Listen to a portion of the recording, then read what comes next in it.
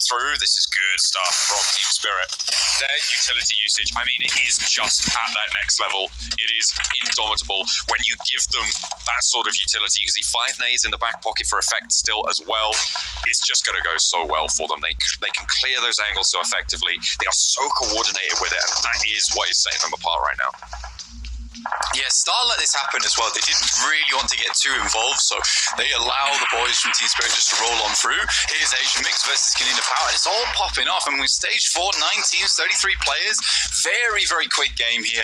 Again, not a huge amount of positions available, so you can sort of understand it. Nade goes through, Kaya goes down. This is from Brothers in Arms on the sidelines, just tossing those nades over the top, mortaring this position.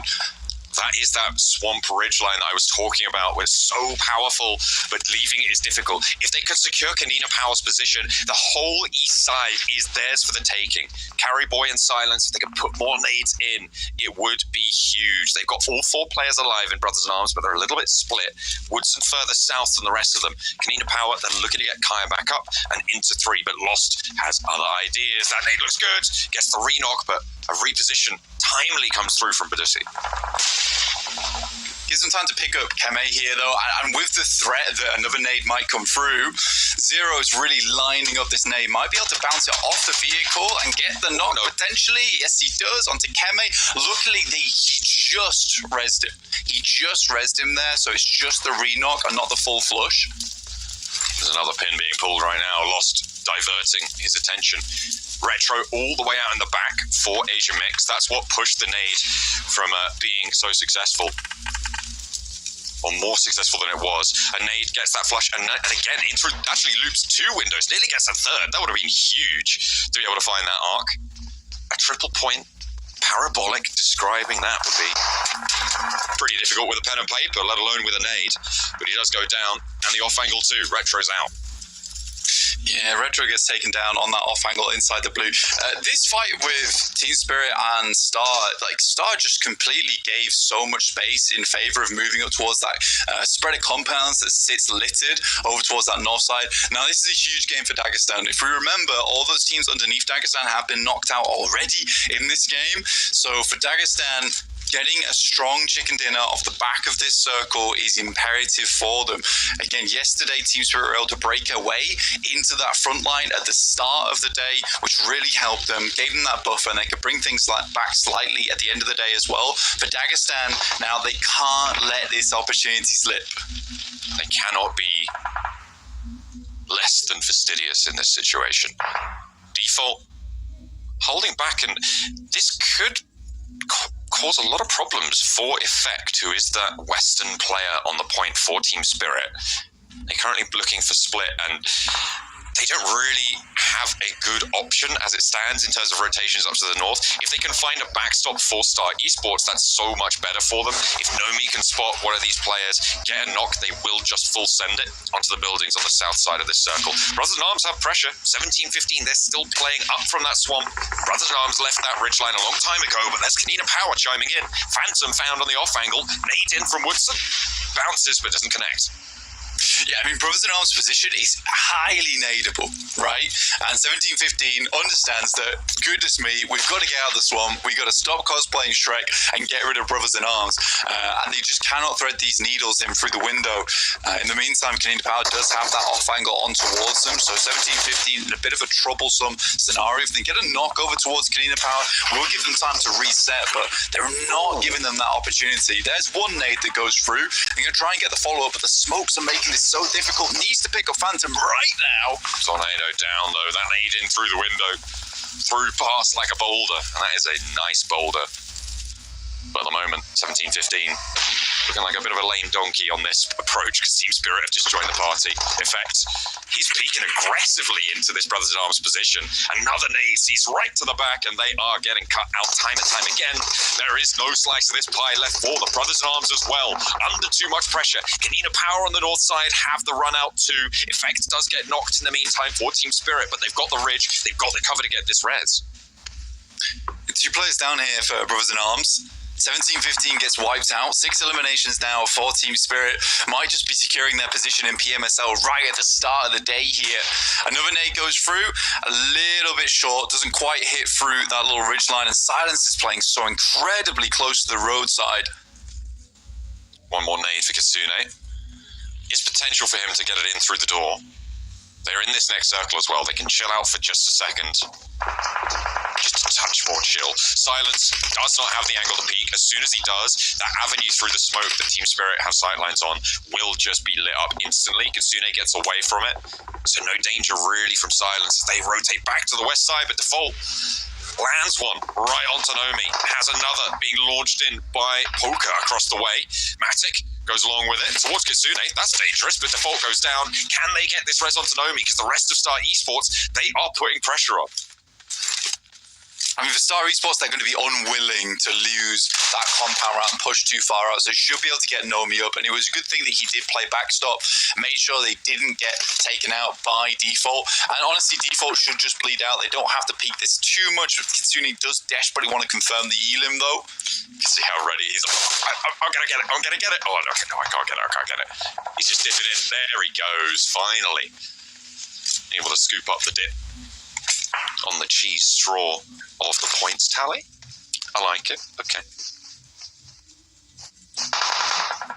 Brothers in Arms, they're able to get all 4 players back up again, so they're in a position where they can fight this. They understand they need to move away from the shack, though, because I think Smokes and Util is limited for this squad. That's nasty. Good nade over towards Silence. A lot of damage done. Has to back him off from it, but also the shots coming through from the rest of Brothers in Arms, that provides decent positioning for Effect to start taking shots over there. 7 eliminations for Team Spirit already on the south side. Dagestan yet to enter on those points, though. Kanina Power are out. Dagestan take a knock. Zadira goes down as Nomi finds the point, but they're in the buildings. They've got a lot of cover. Team Spirit now keeping this pressure up onto Silence. The smoke's re-established. This is what they're looking for. Getting cover from that north side. Kanina Power have left it, which means it's not as necessary to have these smokes, but they may be unaware of that. Rolling in. Woodson wants to get closer to the roadside, getting some information as well, gathering that, but Carry Boy spotted. Matic threads the needle through that smoke train. Another nade goes long towards the back, and Effect is harassing them. Something awful. Shoom in the meantime is going to be taking shots out to their west side, but Matic is down. That should be positionable. You can see immediately that smoke comes through from Kitsune. He's in for the res. Yeah, the fight is being consistently reset here for both squads. Effect just able to hold so much down, and Woodson's next up for the Groza. M4 swapped out, and there's the spray down confirming these points. Matic's still resable, and it's just the one player left at the backline, Carry Boy. I mean, for Nomi, he's actually done a lot of work on this fight because he's made it very free for the rest of Team Spirit to get a lot of things done here. Versus Brothers in Arms, otherwise Star would be taking shots, Dagestan might be taking shots, but every time they peak, he's been shooting them off the angle. So this is effectively a 3v4 for Team Spirit, and they're handling it very well. Silence crawling back towards the shack, but again, now we're getting slightly limited on nades here for Team Spirit. They've used a lot of them to clear out both 17-15 and Brothers in Arms. Yeah, Effect down to just the Molotov.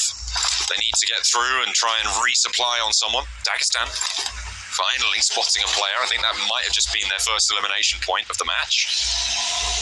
That is good news for them.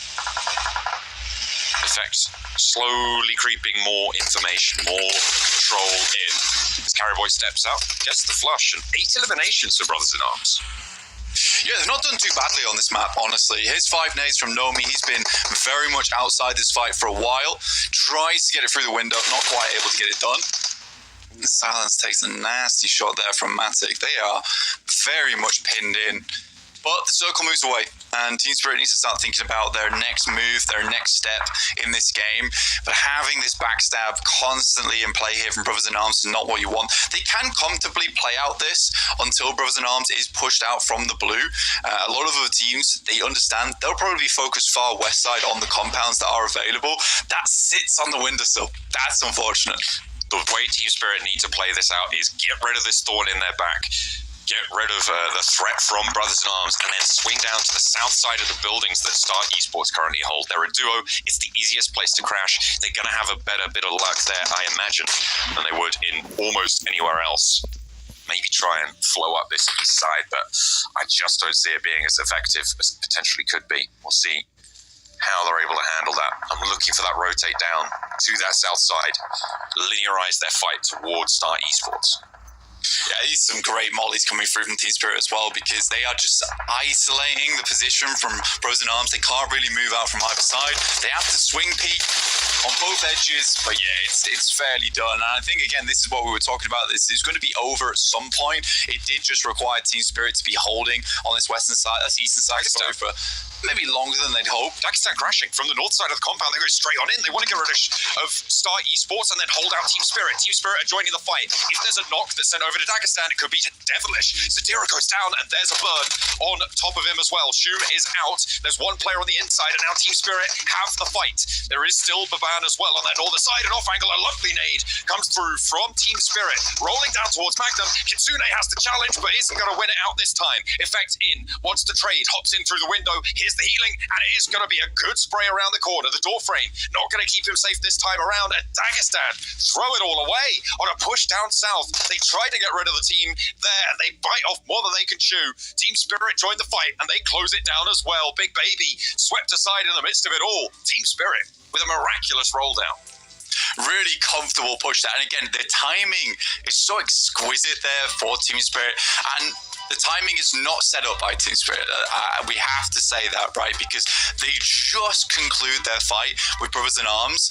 And I think that perhaps this could be changed a little bit if Dagestan decided to go for that quick push maybe earlier, whilst the blue was still pushing in. Because if they understood there was still fighting happening over towards our eastern side, maybe Dagestan goes for that push earlier. They take Star out, and then they have a 4-man inside the building. But Team Spirit swinging as they make that push. So yeah, the call comes a little late from Dagestan, but I like the play. I understood it. Unfortunately, they don't get the chicken dinner off the back of that one. I think it was about 10 points they were able to gather. Yeah, on those eliminations. So hopefully they'll be able to keep up the pace. But we'll have to go to our next match to see what they've got left in the tank. Team Spirit, bombastic as always, a 26-point match for them. We'll see you in a few.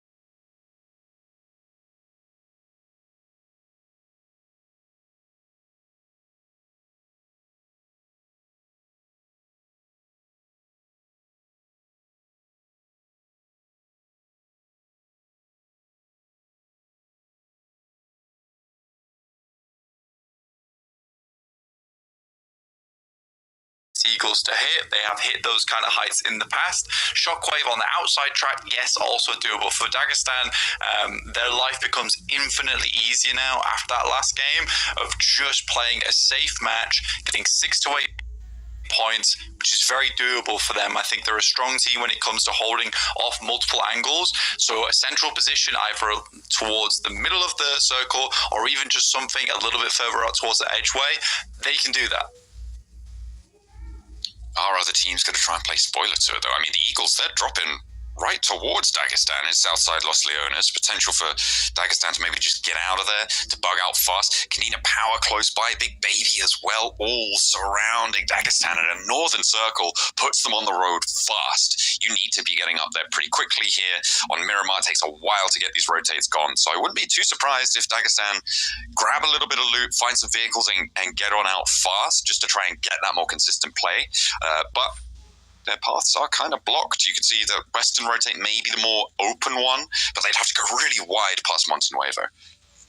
Yeah, this is the drop we've seen multiple times in the past for Dagestan and S Eagles, was Kanina Power and Big Baby down on that side, and they have had a pretty comfortable approach to leaving this position. They loot up a little bit. I think S Eagles sometimes poke their heads in. They might poke their heads in a little bit more, though, with the way that we are seeing the points stand up. The Mutant here versus Far Voice does a lot of damage and is able to get it done, actually. Not the easiest of weapons to be dropping down with. Gets the job done, though. Tokyo now with fight onto Luna. Neither of them actually want to step out. I'm surprised Luna isn't going for it. I don't think he has a weapon. A lovely long-range shot from Tokyo to find it as well. Yeah, Luna's just... I don't think he wants any of that smoke. Well, just try and waft it away. Try and hide behind that rock. Lovely shot over the top there. Sawn off, though. There's not really much you can do about it. I think Luna's not long for this. AA Academy, they've got this one sewn out. Yeah, they know exactly where it is. So clean 4 points there accrued for AA Academy versus Far Voice. Really do not get much done at all. That's up to their breaking 100 points. But this is the important engagement. So S Eagles are looking to get stuck in with Dagestan.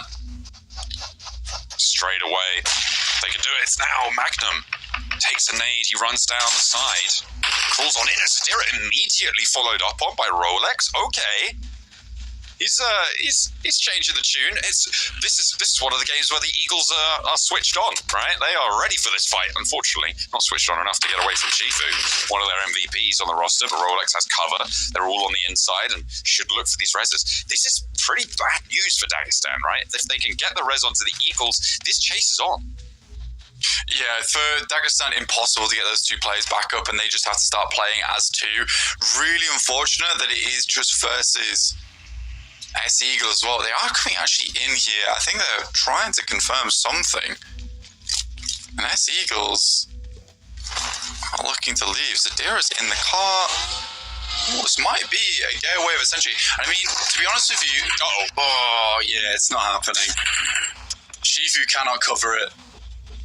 I mean, it was a smart move. I did like the way they tried to play it out there, but now it's just Shifu on his lonesome. They could play on with 3, then yeah, the game maybe is doable. Either way, they either went down to 2 and had a bad game off the back of that, or they tried to confirm the res. The difficulty is that you're just giving more points across over towards S Eagles there, so they'll be up to 3 elims at the start of the game. So S Eagles now need to have a good match off the back of this as well, because they know that Dagestan is completely down and out in terms of getting points this match. So it's a real opportunity for them. And they started this match 19 points behind, right? They've now shrunk that to 16. And remember, they've still got matches to play. So profiting, as even if they don't overtake Dagestan, this is a threat. This is a major threat now for them. We were talking just before, right, about how Dagestan just need to be putting up over 6 points a match, and they should be fairly safe. They have now been denied that opportunity. Shifu alone, I mean, he's a good player, right? He's a pretty good player, and some would say the best player on this roster. And I think I would probably agree with most of those people. Still as a solo in Miramar, I don't think he's got 6 points in the bag here. Yeah, there have been moments in the past where Shifu has played fantastically as a solo, and again, that is one of his big skill sets, is that as a solo player, he's able to play out these games for quite some time. But with such a northern shift, I mean, first of all, he has to get into the circle and go even further through pretty treacherous ground, because most teams will be on the south side. He knows that if he can get to the north side of the map, he's likely going to be able to find a position to play in towards that end game. But that's about it here. Here's Team Spirit up against players from Strangers trying to get in towards their compound, not able to hit the shots in the vehicle. That's just Kitsune as well. Yeah, they've done enough. They've all got a central position though, which is quite funny. Oh, look at that. Team Spirit. There's more of them. And this building being occupied does make the position dangerous. Kitsune giving them something to worry about. If it nearly goes down, but that is what you need. Matic hops out, gives them a little bit more security, turns his tail as well, and now they can get further on in, closer to Cruz de Valle, further up to the north, but Blue Team are already there. Potential danger in the road, in the path for Team Spirit as well. Cruz de Valle, their seeming goal right now, maybe the hills around it. I think Shifu is going to be eliminated pretty soon. He's rocked up into Truck Stop, where currently One For All is playing. They must have heard the vehicle and they're all just coalescing around him. I think maybe his hope was to drop over towards Truck Stop, which is on this southeast side. Yeah. Gets down. Denies the point. No point for you. Come on, it's One For All, man. You can give them a point. Give them a point. Why not? I'll give them a point. They're now on 49. They're officially now on 49 points. I'm not sure you have that. No, I can definitely do that. All right. We'll see how it shakes up the tables. I'll talk to some people. I'll send some messages. Team Spirit up towards Cruz de Valle, and S-Eagles have to rotate in. Now, the big thing for Dagestan is they have to hope that S-Eagles gets obliterated on their approach, and they have been spending a huge amount of time down towards the south side, looting Los Leones as much as possible. So they should have a lot of smokes, a lot of util to push on through the circle here. But again, with that plane path, you are seeing a lot of teams sat on this south side. So a lot of the rotational paths in are going to be a bit awkward. 8-8 Academy. Moving near San Martin. Hacienda as well, just over to the east. No real threat from them just yet. Asia Mix and Star Esports, they're all the way out in the west, still quite close to Apodso. You can see they're starting to leave now. A big north rotate for Asia Mix. I kind of like this, right? I mean, especially with the circle, it's going to pop. If it goes up to the north, they have an excellent opportunity to move into those hills to the north of water treatment, right? There is currently no one playing there. The next circle comes through. If it shrinks there, Asia Mix have had a blinder, but unfortunately, it goes southwest, back towards Hacienda and towards Shockwave. Yeah, helpful for S-Eagles too, because this doesn't drop too far away from their rotational path. It's headed further north. Maybe it was a difficult position to play into. Big Baby might try and head towards some of the high grounds that are sat around Graveyard. One For All takes some knocks from 17-15. King is in there. But there is rotates coming around the side from 17-15. Potentially stop this one. More pressure. Gentle. Up and into the fight. Getting that information. You see him just cresting the ridge, and Tornado sweeps down the hillside, and Black does not know what's hit him. No way to weather that storm. Smarty spray down, but One For All, okay. They are giving a fight. They're giving an answer. Phantom does go down as well. 2 players on the headland with a reload. Might be able to find something around, but needed to find that knock then and there, but didn't quite get it. Gentle downhill, ready to seal the deal. 17-15. Nice way to handle that fight. Nice and fast. Yeah, it felt so on target as well, that spray down, but yeah, it wasn't to be. I think some of the recoil just went a little bit off kilter, so not able to get that incredible spray down on the top of the hill, which might have changed things for One For All. Sadly, 17-15, get out of there unharmed. So we head over towards Hacienda del Patron. A lot of unplayable space towards the center here in the fields. Somewhere we might be heading later on, where teams might decide that it's better to play towards one of those barn sides later. Give themselves a worse position now for a better position in the late game. 8-8 Academy trying to carry Star Esports on their rotate in, but you're not gonna catch that, unfortunately. Pidgey just giving them what for. And they are still a little bit split for Star Esports, so potentially exploitable here. But Shockwave, they're entrenched in Hacienda. Why not? Star Esports have a little bit of a better position. Oh, nice shots coming through from Pidgey, and actually there was team fire coming in. trying to isolate Smetana out on their western edge, and they've got broadside on this vehicle. A lot of ammo being expended here to try and get rid of this backstop position for Star Esports.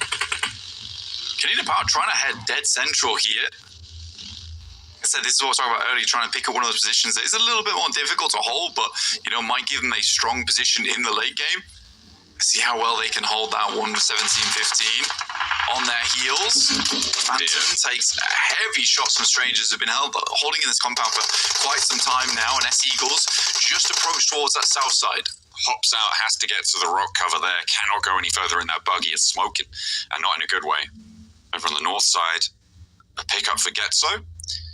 I'm interested what Shockwave can do here, right? They're holding that mansion, that Hacienda del Patron, in the middle of this map. Canina Power, you're right, they did put their foot to the floor and go dead center, but it feels kind of like they are going to put the dead in dead center in that position. Could be difficult to hold out. Yeah, it will be. And I think that their main hope is that a lot of teams around them are going to be taking shots at one another so they can play this out for a little bit longer. And as we do head further and further central, it's going to be a massive amount of teams that are stuck out on this west and east side. Will be all brawling. S-Eagles just slip in on that eastern side, heading over towards where currently we are seeing we're seeing 17-15 playing. Over, looks good. Good to see her as well. Sprays down onto Lost. Gets the flush instantly. The reload's there. There's not really an answer from Asia Mix. An off angle found as well. Look at this. Go Away has such a great position as Godzilla rolls over the top, and Retro doesn't know which way to look. Asia Mix torn apart there. Really, really great stuff coming through from Blue Tiam. A little barrel roll and trying to style it out. It's not going to work, unfortunately. Team Spirit, they're ready and waiting. Yeah, rocking directly into Team Spirit is very unfortunate there. Gets on that north side alongside with Blue TM DX, but a great spray down from Blue TM DX. Take down a lot of the players there as they rotated through. It felt like he was, you know, those goats that faint when you like scare them. Yeah, that vehicle rotate looked like that when they saw Team Spirit. They were like, ah, and just immediately seized up. Nothing they could do. Just completely gone down. Oh, pretty much. I mean, they were spooked by the angle. I mean, Team Spirit is playing a heavy split right now, 2-2, west and east. Blue Team DX, though, could maybe be a bit of a problem for them, as they do keep taking shots, exposing their position. They should hear the vehicles now behind. Blue Team pushing in. Godzilla on towards Nomi. There's a nade, but he's opting to go for the barrel-to-barrel fight. Now he's got the pin pulled. One coming in over the top, no gyro, repositions. Looking for these vehicle positions. Oh, spotted ahead there. Now knows he's in big danger. Wouldn't be too surprised to see a reposition, but no, he's got backup now. Look at how Team Spirit have marshaled their forces around this. Matic has a back angle. He's on the northeast side of this fight. Wait for that one to pop off. Kitsune finds an opening. Effect finds one too. And this is perfectly handled by Team Spirit. No way through. The way is shut. Yeah, they're going to try and take some of these reses as well, but Matic's in such a good position to stop that from happening. This is a good thing for Matic. He can play these wide off angles and sort of trust his team to play as a 3 a lot of times. Just play a little bit more cautiously and just win out on the gun battles. So he can play these positions on the edges. It's very, very nicely done. Oh, Effect popping out side to side. Does finally get taken down. That's not Go Away and Godzilla. Very low, though, both these players. They have to hop in, go for the heal before they can go for the flush. Morris trying to find a route out in the blue. I said this was perfectly handled. The opener was great, but now Effect is down and they are playing as a full 3. Matic needs to fold back in or at least find something from this off angle because they've really put a lot of eggs in that basket. Effect got, I think, a little bit too big for his boots. In that scenario, Godsey are trying to rotate in to get these reses, 2 players down on this angle, and they need to have it now. Matic in with the fight, has got the backup, the 2-2, up and down the hill.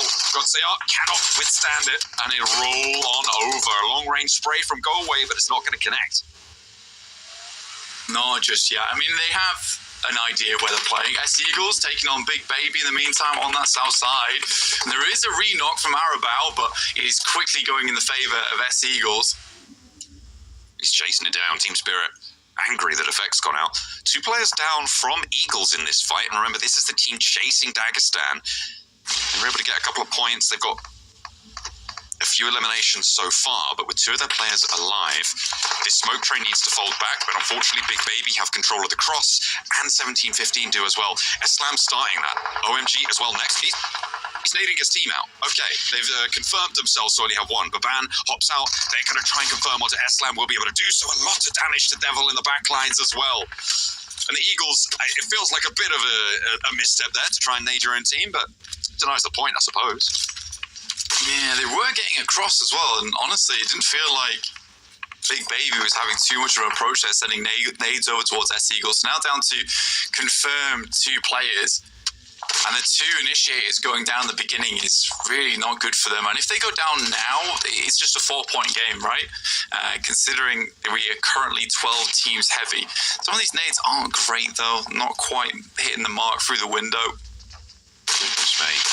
Those are some moist grenades, but finally they connect onto one either way. And they're just going to take a back foot. No one's really pushing on these nades. They're willing to just survive this one out. Last a little bit longer.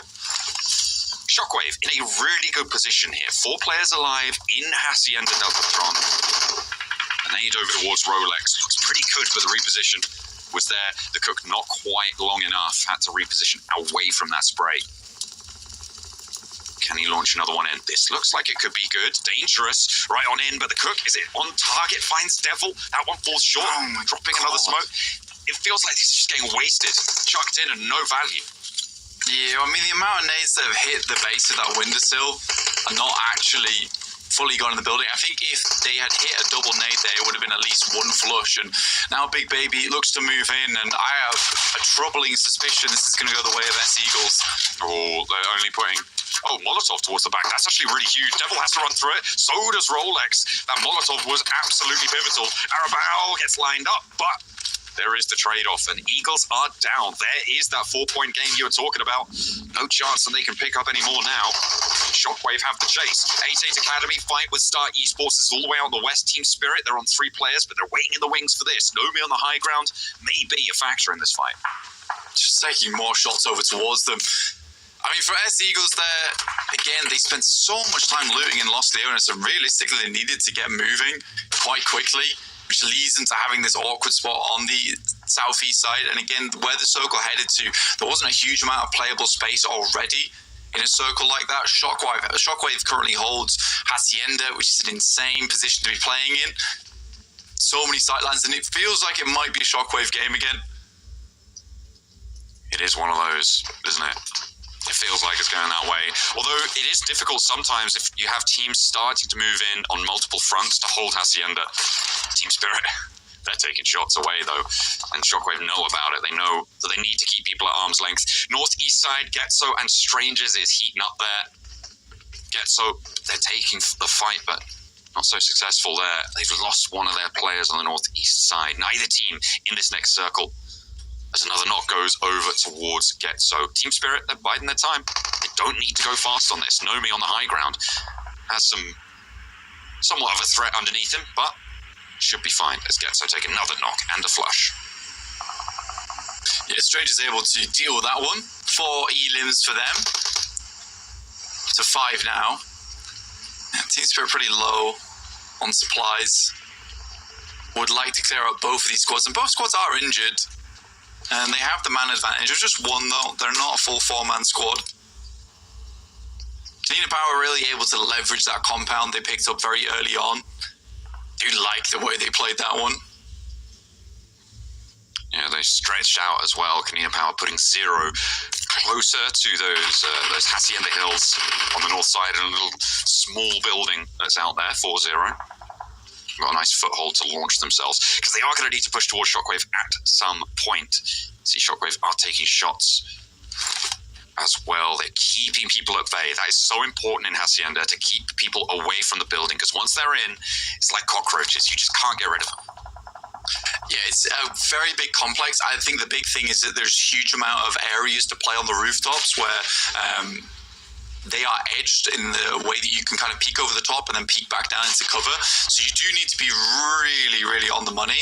But there's such a long run up to Hacienda that you can take your time about picking your targets, figuring out which one to go first.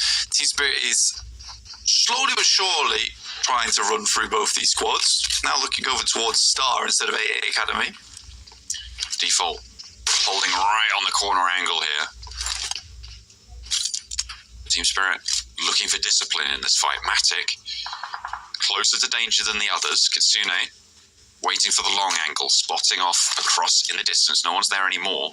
Nades are being cooked. Could be tricky, but Matic stays alive, and Kitsune again there for the trade-off. Nomi across the way, still up on that rooftop. It's taking its time. Eventually, you'd imagine on this next circle, all the teams are going to be forced out. Team Spirit are on the long side of the circle though, so they'll be the first to have to move. But there is a knock. We just missed it onto Star Default, which might be the go trigger for Team Spirit. Yeah, it looks like they are descending. The circle, of course it was. It was always going to Shockwave, wasn't it? There's the flush coming through. Looks like Team Spirit will stay alive completely. They do take a knock, so potential for 88 Academy to try and run through this one, but I don't think they've got it in them. Hang on a minute. I take that back. Tokyo going up, challenging Nomi, forcing them off the rooftop there, and claiming the high ground just before this run out is actually quite pivotal for 88 Academy. Things could get hairy for Team Spirit. Yeah, I mean, the smart move here for Team Spirit is that they identify that they need to take Star Default's Star's position just because it's closer to the center, and the run out that's going to have to come through for AA Academy is going to be much more dangerous for them than it is for Team Spirit on this side, but they can start to play the ridge that just sits underneath. So I think for Team Spirit, they're not expecting to go too much further in this match, but they're looking to get as many eliminations as possible. Why not? They're already close to the 10-point average on the 24 matches, let alone the 20 that they will have played at the end of this. They're up on 232 right now, I think, and they want to put more in. 2 more points ready and waiting for them. That was a wild dropout, though, from Kitsune. Matic going to go for it again. There's a player there with you. Not Matic, he's on the 180. Matic with the classic. Now looking to drop over towards Tokyo. Shots from across the way. 4 first aids. Can get the heal off, but there's the run up. Nomi trying to look to back his teammate up. Tokyo is there, looking to heal himself, and Kitsune can get rezzed. Yeah, the confirm on the Elim as well is massive. Now just having one player from AA Academy is pretty bad news. He understands that the res is going through, so he can isolate this 1v1 with Matic. But what a shot from Matic with the UMP. He is so ready for it. Matic tore that fight apart. Bare teeth. Hands and feet, that's all he needs. Shockwave now have to deal with Brothers in Arms on the south side. Marcio and Woodson are pushing in from that south edge. And like I said before, once they get in, it's a lot harder to deal with them. See if they can do that. Team Spirit, I mean, yeah, they wanted that tree, and so they just took it. That's just how it is. Yeah, I think they identified their go away was moving in for quite some time. They never got the full finish over towards Blue Team MTX. It's just one player here from Strangers. Good tag on the nade. That's all the information they needed. Yeah, they saw that vehicle, just nade out the position. They know that it's going to be dangerous on that northern side. Shockwave with bigger fish to fry than suppressing this ridgeline, though, and it's still Brothers in Arms who are going to give them a lot of problems here. There's a lot of focus from Shockwave up towards this north edge, though, and Brothers in Arms, like you say, are the biggest threat to them. I think they want to clear out as many of these long angles as possible so that they can fully focus over towards Brothers in Arms when the time comes. Tree hiding in the smoke, but remember that nade, that info that they have, the spray down is there. Tree trying to reposition. I think Kanina Power might have angles onto this, and he's going to descend. I think this is the end of Tree. He's just giving it a go. Why not? Actually, he covers off some angles against Kanina Power 0. Will survive for a little bit longer, but Nomi stepping out. There it is. Yeah, you're not getting past that. It's Shockwave to pick up the point, though. And again, another point added to their tally is one step closer to Dagestan in second place. It's a Shockwave circle. That's definitely what's going on here. When they needed more Shockwave circles. Again, taking center, not always easy. They're pretty good at identifying some strong spots in the circle. Just a lot of times the circle does definitively head their way. But you can't blame Shockwave too much for it. Ragnarsada here, 5 nades, 1 molly, 2 smokes. He is ready and raring to go. This is the sort of game that Shockwave just wins off the back of not having to expend too much of that util in the early game.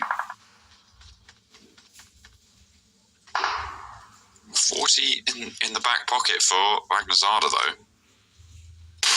Lying in wait with that pump action. Oh, dear. Nice. Immediately, Nomi takes his head off.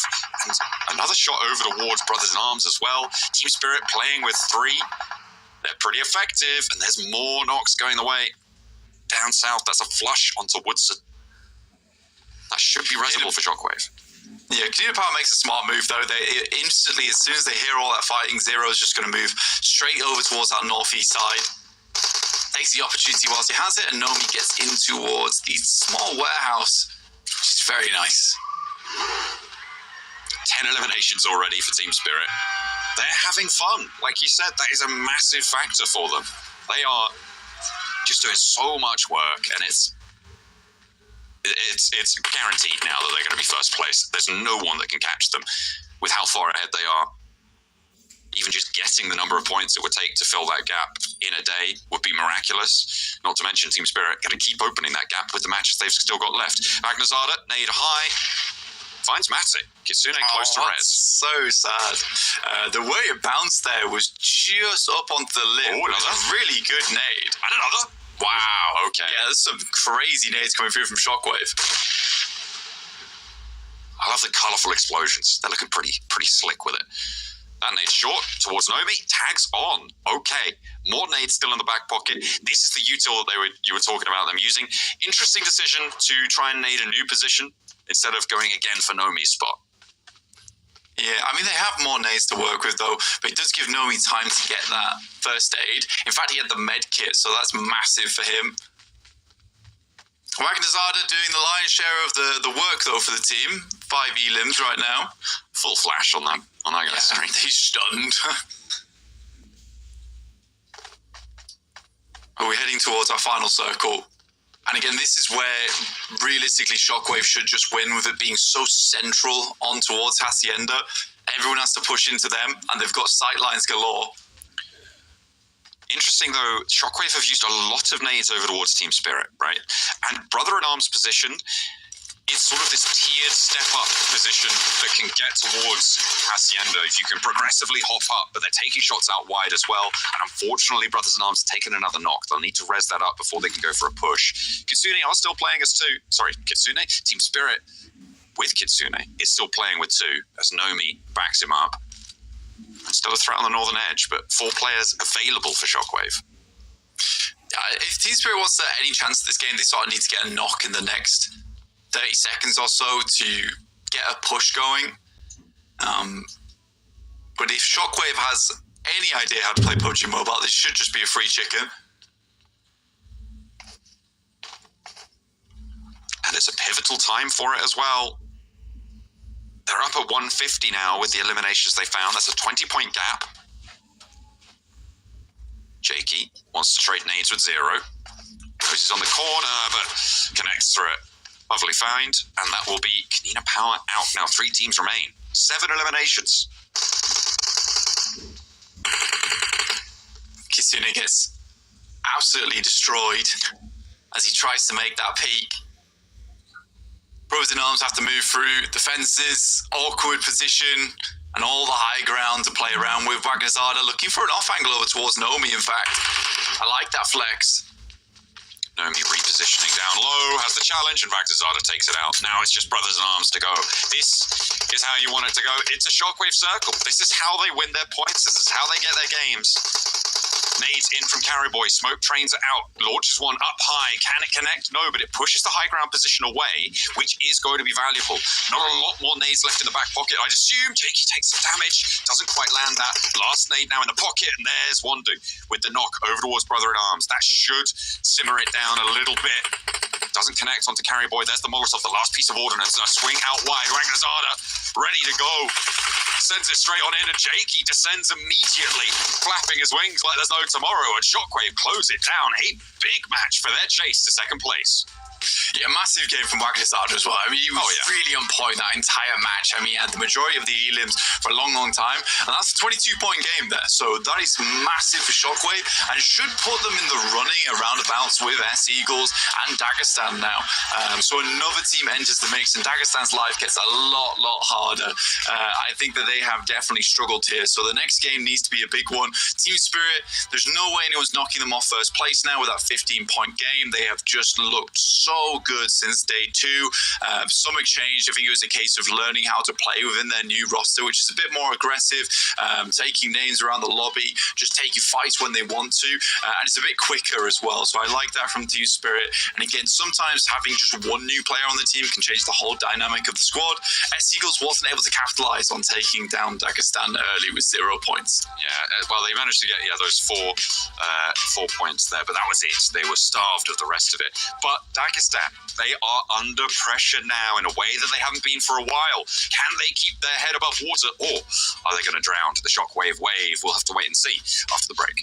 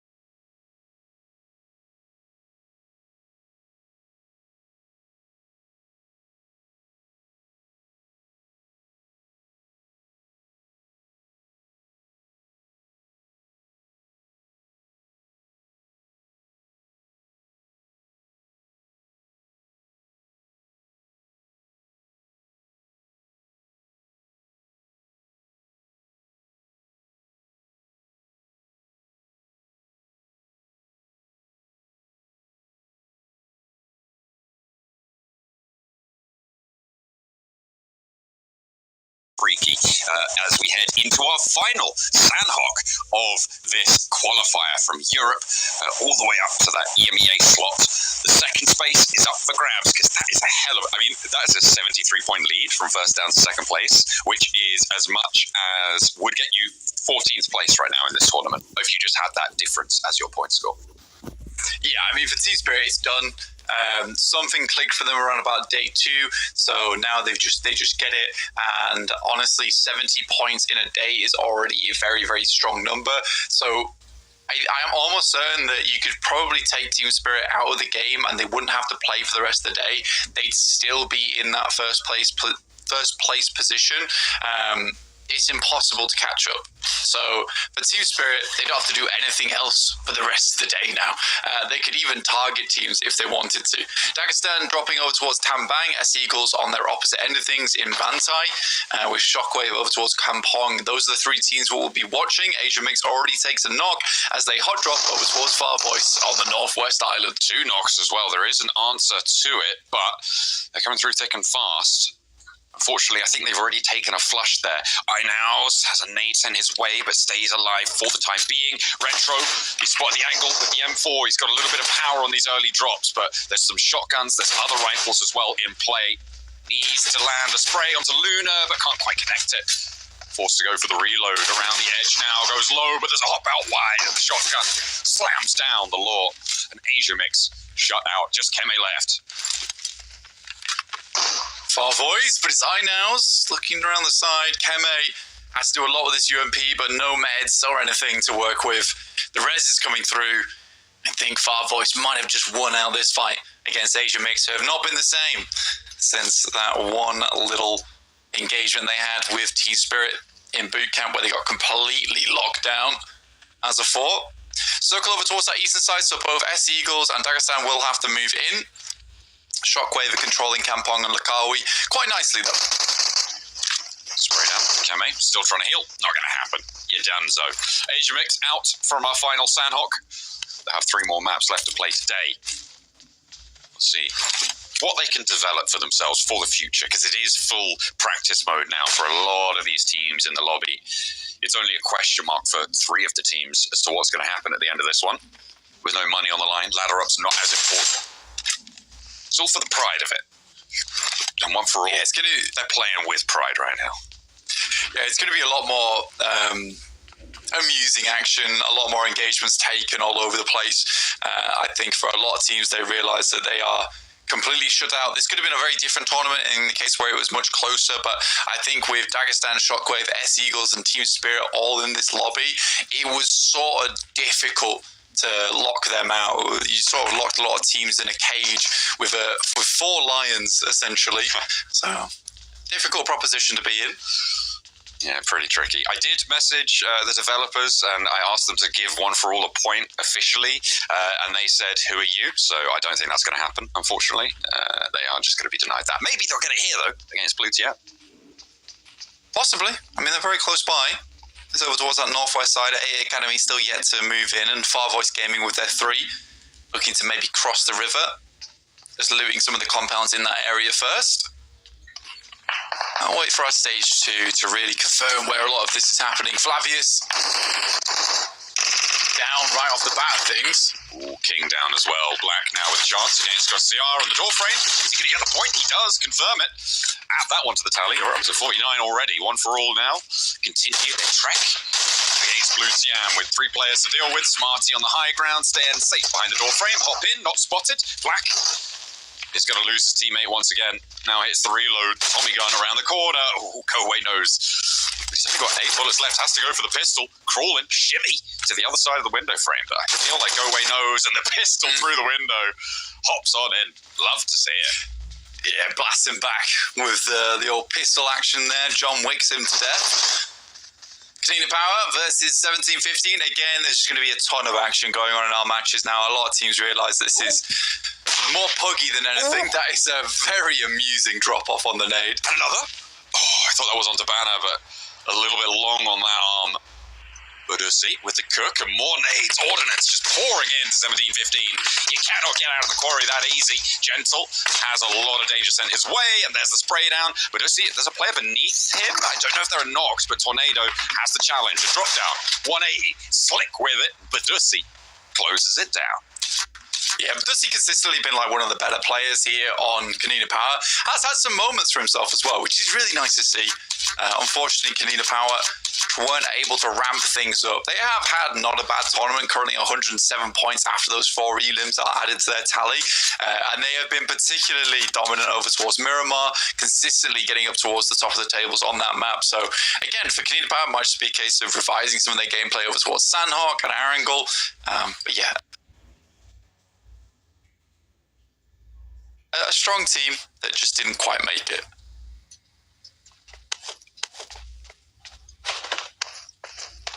Academy, they're still entrenched over on that northwestern side. They're picking through the remnants of the fight between Far Voice and Asia Mix right now, and they are slowly moving their way south.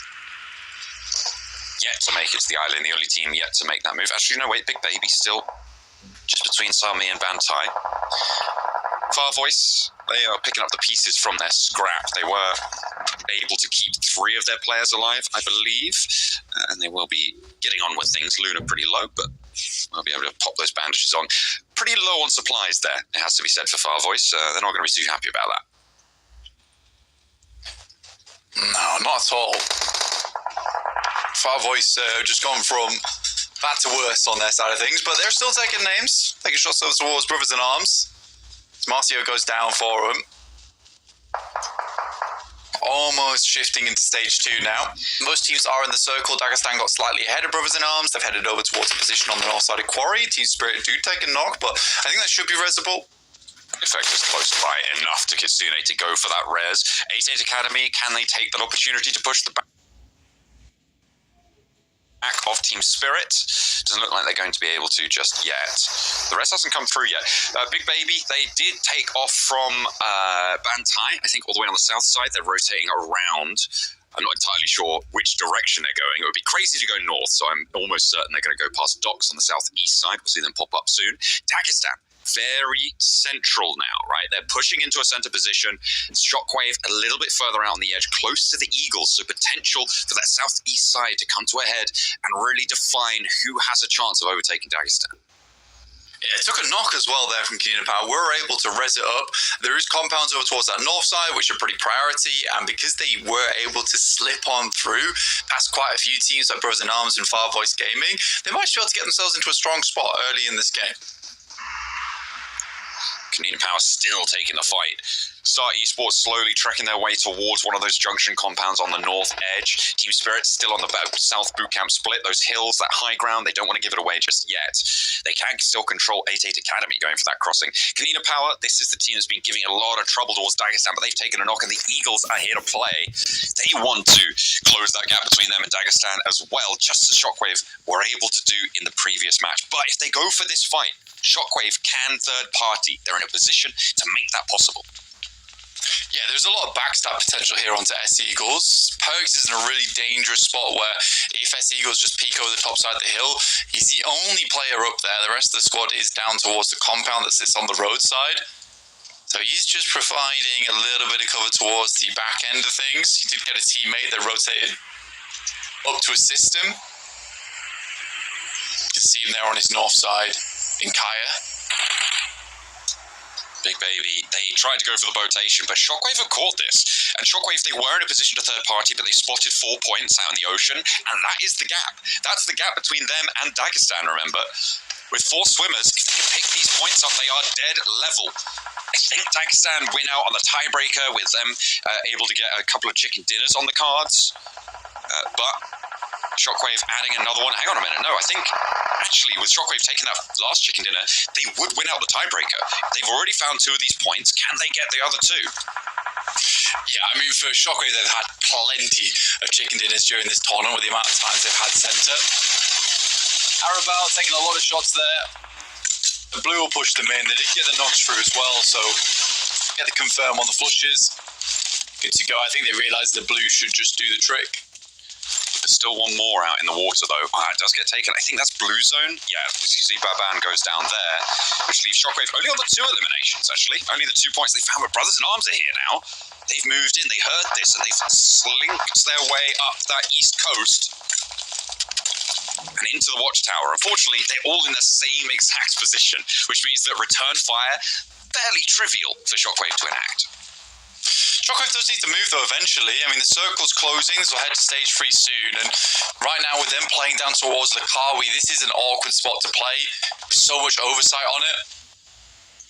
Wondu wants to have some kind of impact on this fight from the north side of Lakawi. Maybe he could bridge over top of the ridge there, and then maybe get some shots through towards Brothers in Arms. But yeah, Shockwave right now locked in. So 2 teams, locked in engagements, Canadian Power versus S-Eagles, and Brothers in Arms versus Shockwave. Yeah, but we're on board with Strangers and Getso over in Paradise Resort. And looks like Brett just slowing things down. No real action taking place here. Not just yet, no knocks found. And for Strangers, do you want to go aggressive? It seems like they do. Ked and Lonely on that side swipe angle. If there's an improper cross going on, it could catch it very nicely. Circle up towards the north side. No knocks just yet. Lonely has the nade and still carries that cross. Carry Boy actually sprays down onto Wonder. He said he wanted to have an impact over on the east side, but he's not going to be able to. Shockwave are losing players. This is the worst time for that to happen. Yeah, not great. Not great at all. Canadian Power just dip out and they'll head towards that compound on the southern edge. So leave S-Eagles behind towards those ridge sides. Canadian Power actually making a hell of a crash towards Star's position. That was an insane rollout with no scouting at all, just a blind push. And they're dead because of it. I don't think Zero survives this. It would be a miracle if he finds anything here. Gets a knock, but I mean, what do you expect? You go into a compound that's dead center of this circle, that was pretty central on the previous circle. There's going to be someone there. You just can't do that. You just can't. And that is a big misplay from Canadian Power.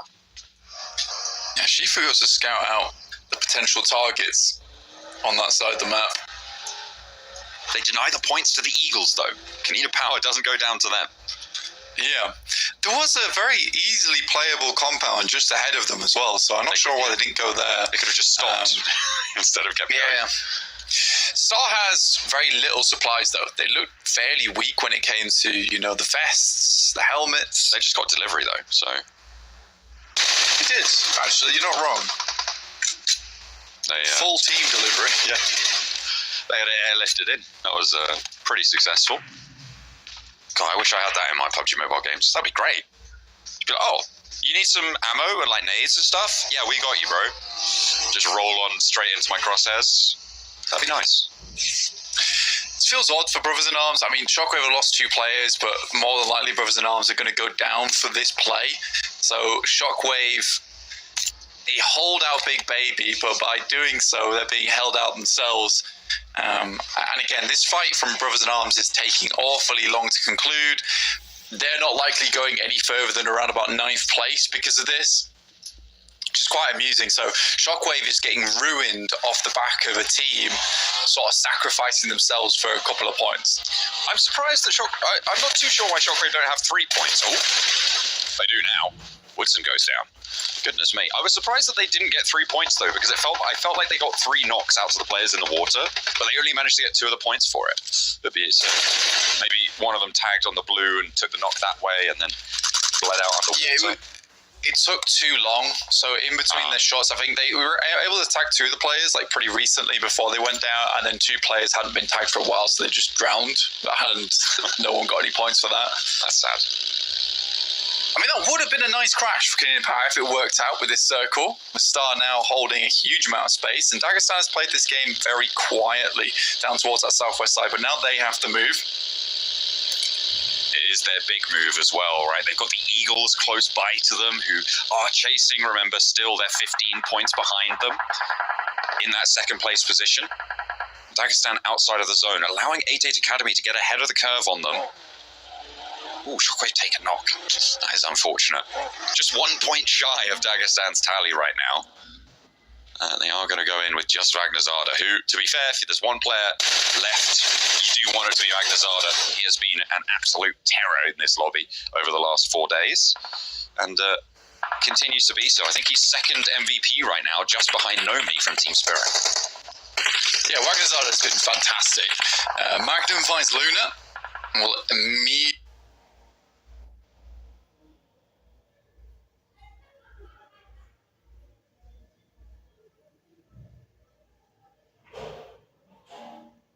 confirm that flush for Dagestan. He's over towards that northeast side. I think those are shots coming through from S Eagles now as well.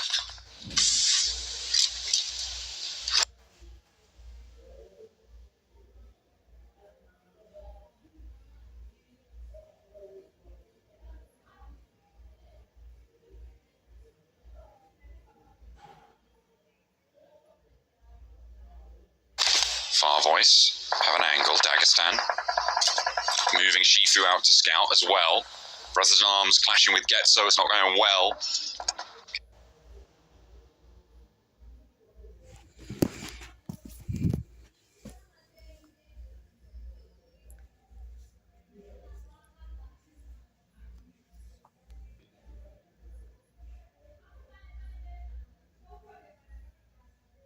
So going to shut this down. Team Spirit as well, out on the western side, rolling over. But Go Away does get an answer, and Kitsune goes down as well. Okay, danger on the northwest edge for Team Spirit.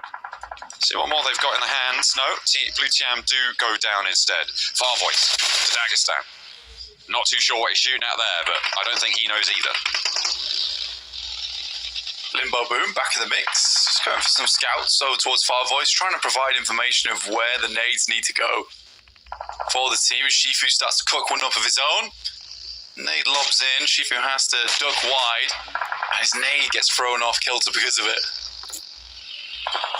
Far Voice Gaming right now is the only thing that's holding this fight back between the Eagles and Dagestan. Limbo Boom getting close with the buggy now. The south side is getting dangerous. This is a fight for second place. Shockwave did get eliminated fully.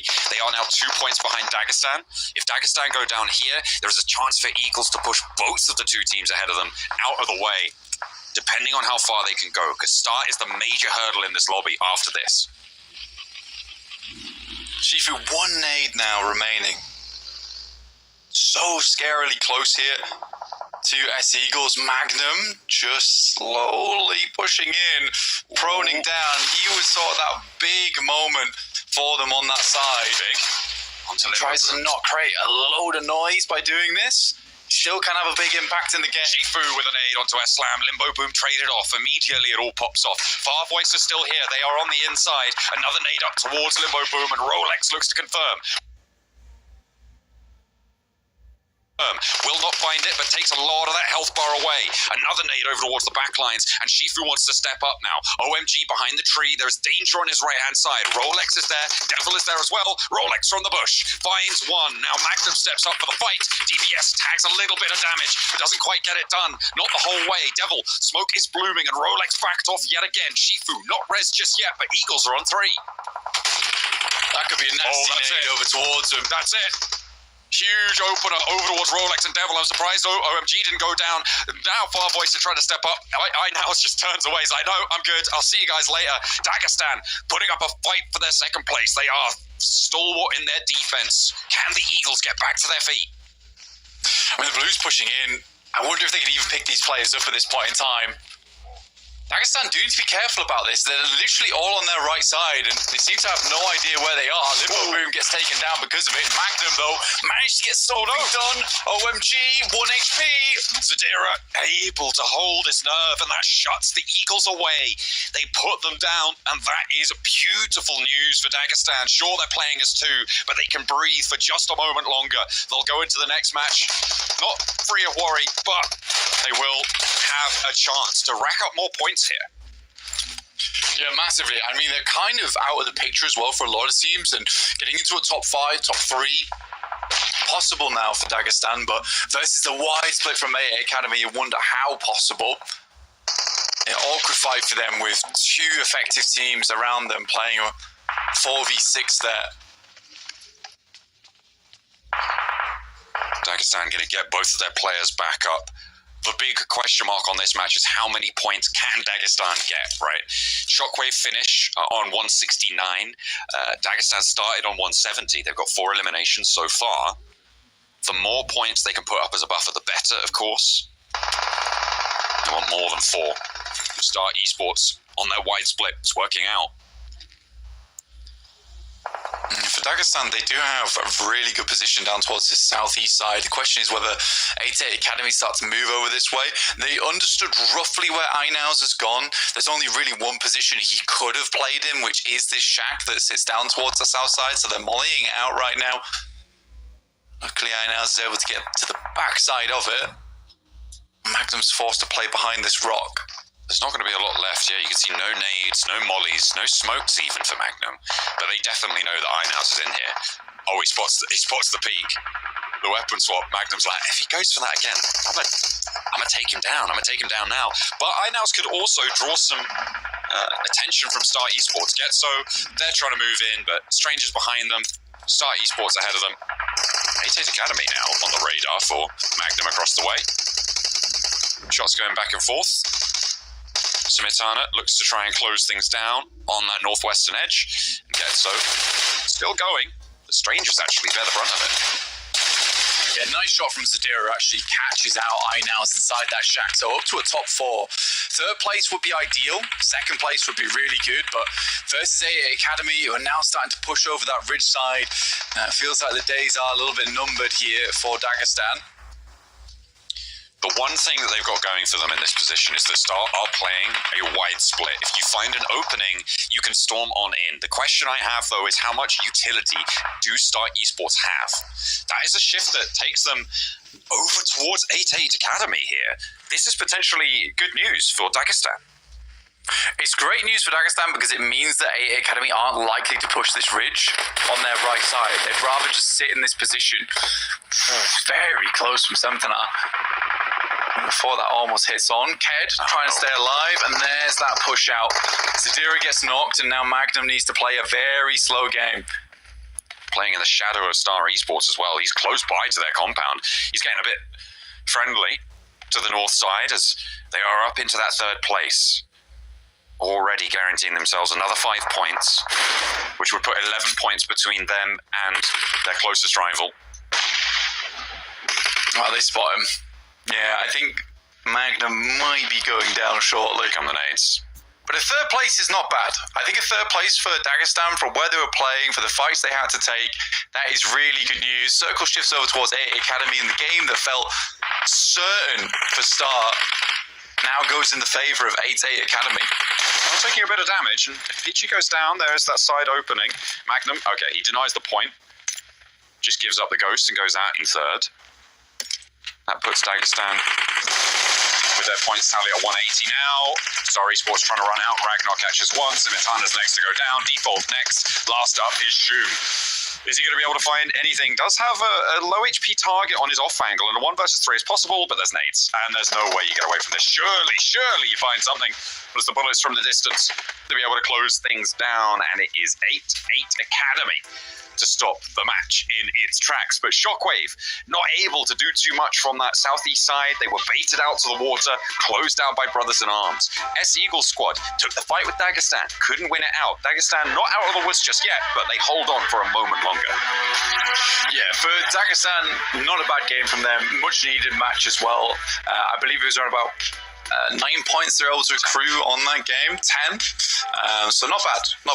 Yeah, themselves 5 placement points from third place and the 5 elims. So for Dagestan, push themselves a little bit further ahead, and with both Shockwave and S-Eagles not getting a huge amount done in that game, that's really big news. Also, them winning the fight versus S-Eagles is very important. So they're doing the right thing here.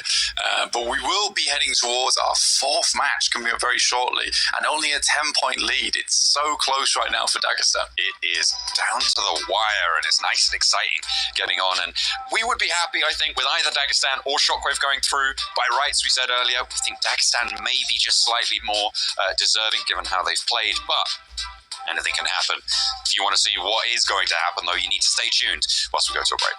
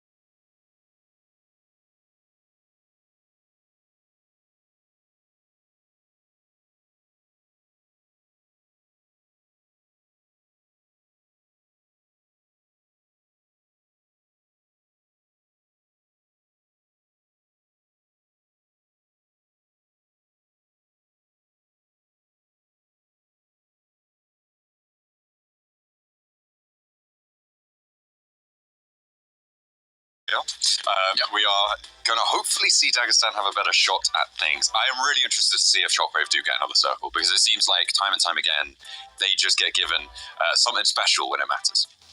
Yeah, those circles are pretty good for them. Again, they're a central team, and it has just shifted very central each time. Not too many hard shifts for them on those matches, so they get it. Very fair playing path from the west to the eastern side, so no real annoying fights will be happening early for teams. I don't imagine. Likely we'll see some teams trying to hot drop one another just because it's the final day today.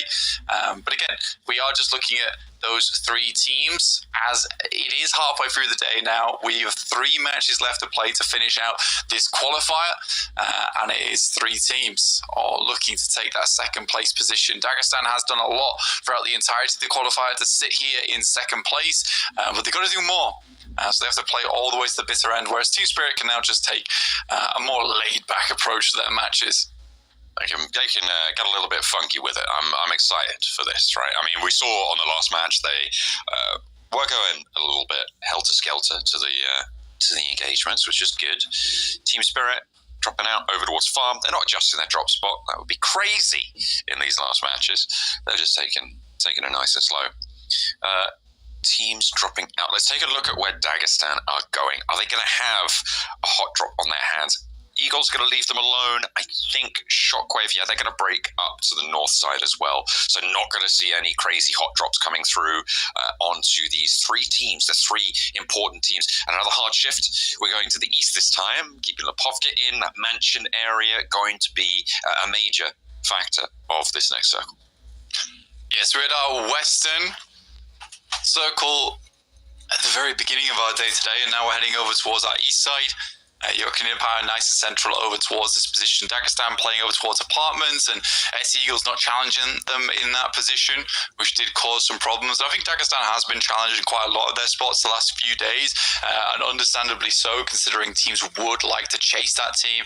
They are the only attainable team at this point in time to get ahead of, with Team Spirit being far too far in the lead. For Dagestan, this is not a bad position to start your game. I mean, both S-Eagles and Shockwave are quite far away from the circle, have a lot of movements to make before they get themselves in, whereas Dagestan can comfortably loot up towards apartments, get their vehicles, and then move further towards that central side of the map. Brothers in Arms. We did have a deduction over towards Brothers in Arms. If you're wondering about their score total, they did have 11 points docked, I believe, from their totals for not running the anti-cheat that is necessary for our competitors. So they've been naughty, and they are getting punished for it, rightly so. Fortunately, they'll be able to play on. Have another chance to regain those 11. Yeah, get them back on board after they had a very hard gatekeep over towards Brothers in Arms early on in the game. I think Big Baby, actually. Yeah, so I think for Shockwave, they need to maybe have something a little bit stronger here for themselves from Severny. Certainly possible. They have the Kameshki rotate they can make over towards Mansion, or even just over the top side of the lake here. So easy enough in terms of a rotational path here for Shockwave.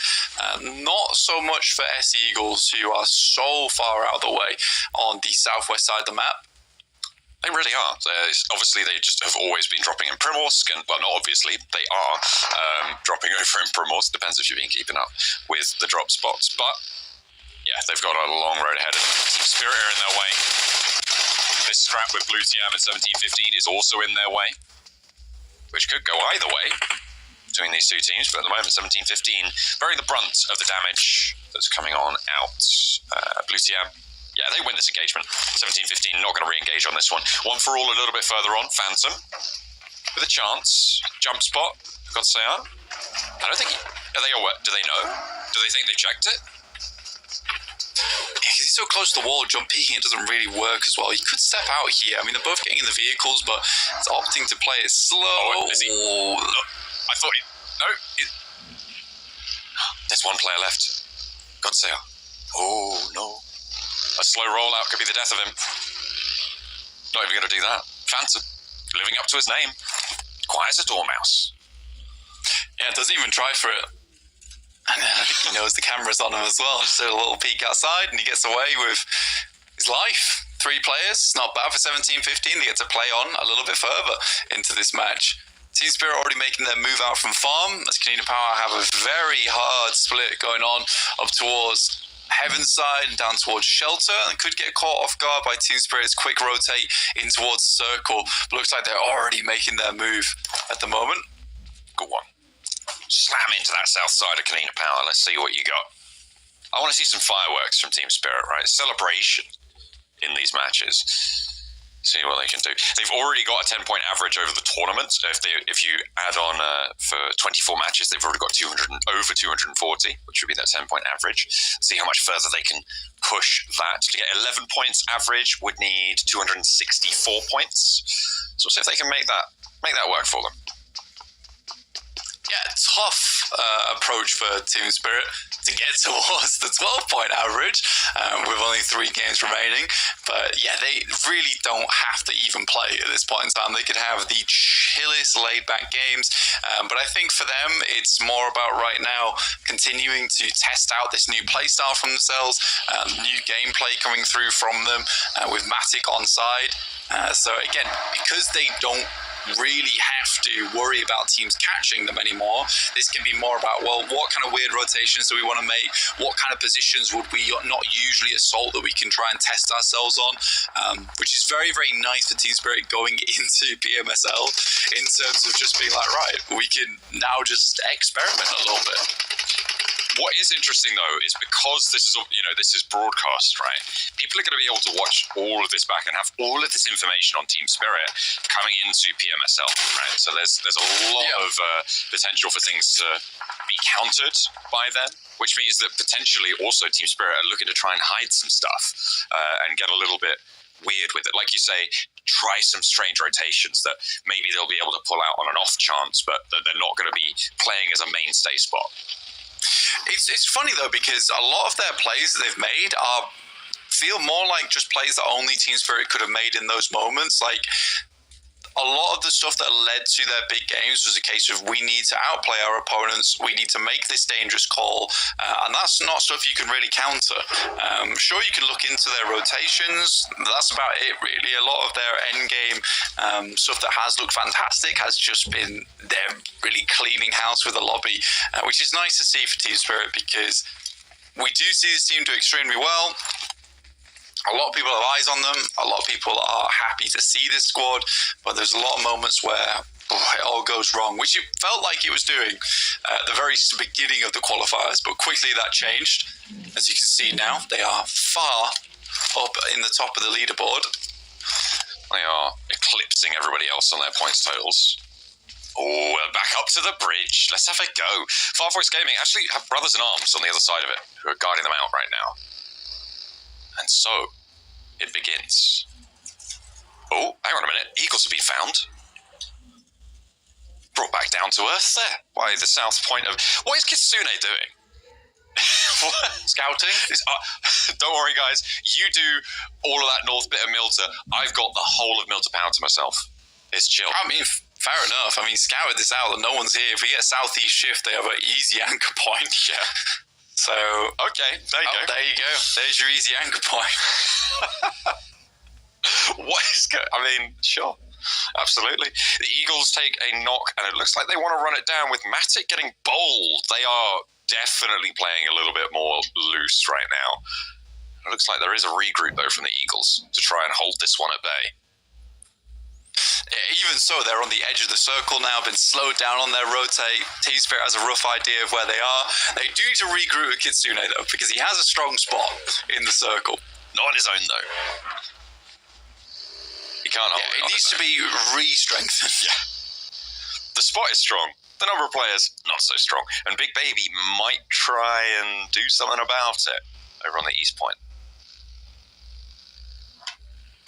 Yeah, he's calling for assistance from his teammates. Strangers find Morris out in the open, fair enough. Dagestan also quite central. They're able to get into the circle, like you said, starting from apartments. They've got a really good shot into the circle itself. Shockwave, on the other hand, have to battle out on that northern side, and over towards the western edge, S-Eagles have to do the same. So again, an opportunity here for Dagestan. Unfortunately, close the guys from Team Spirit, which is the only struggle.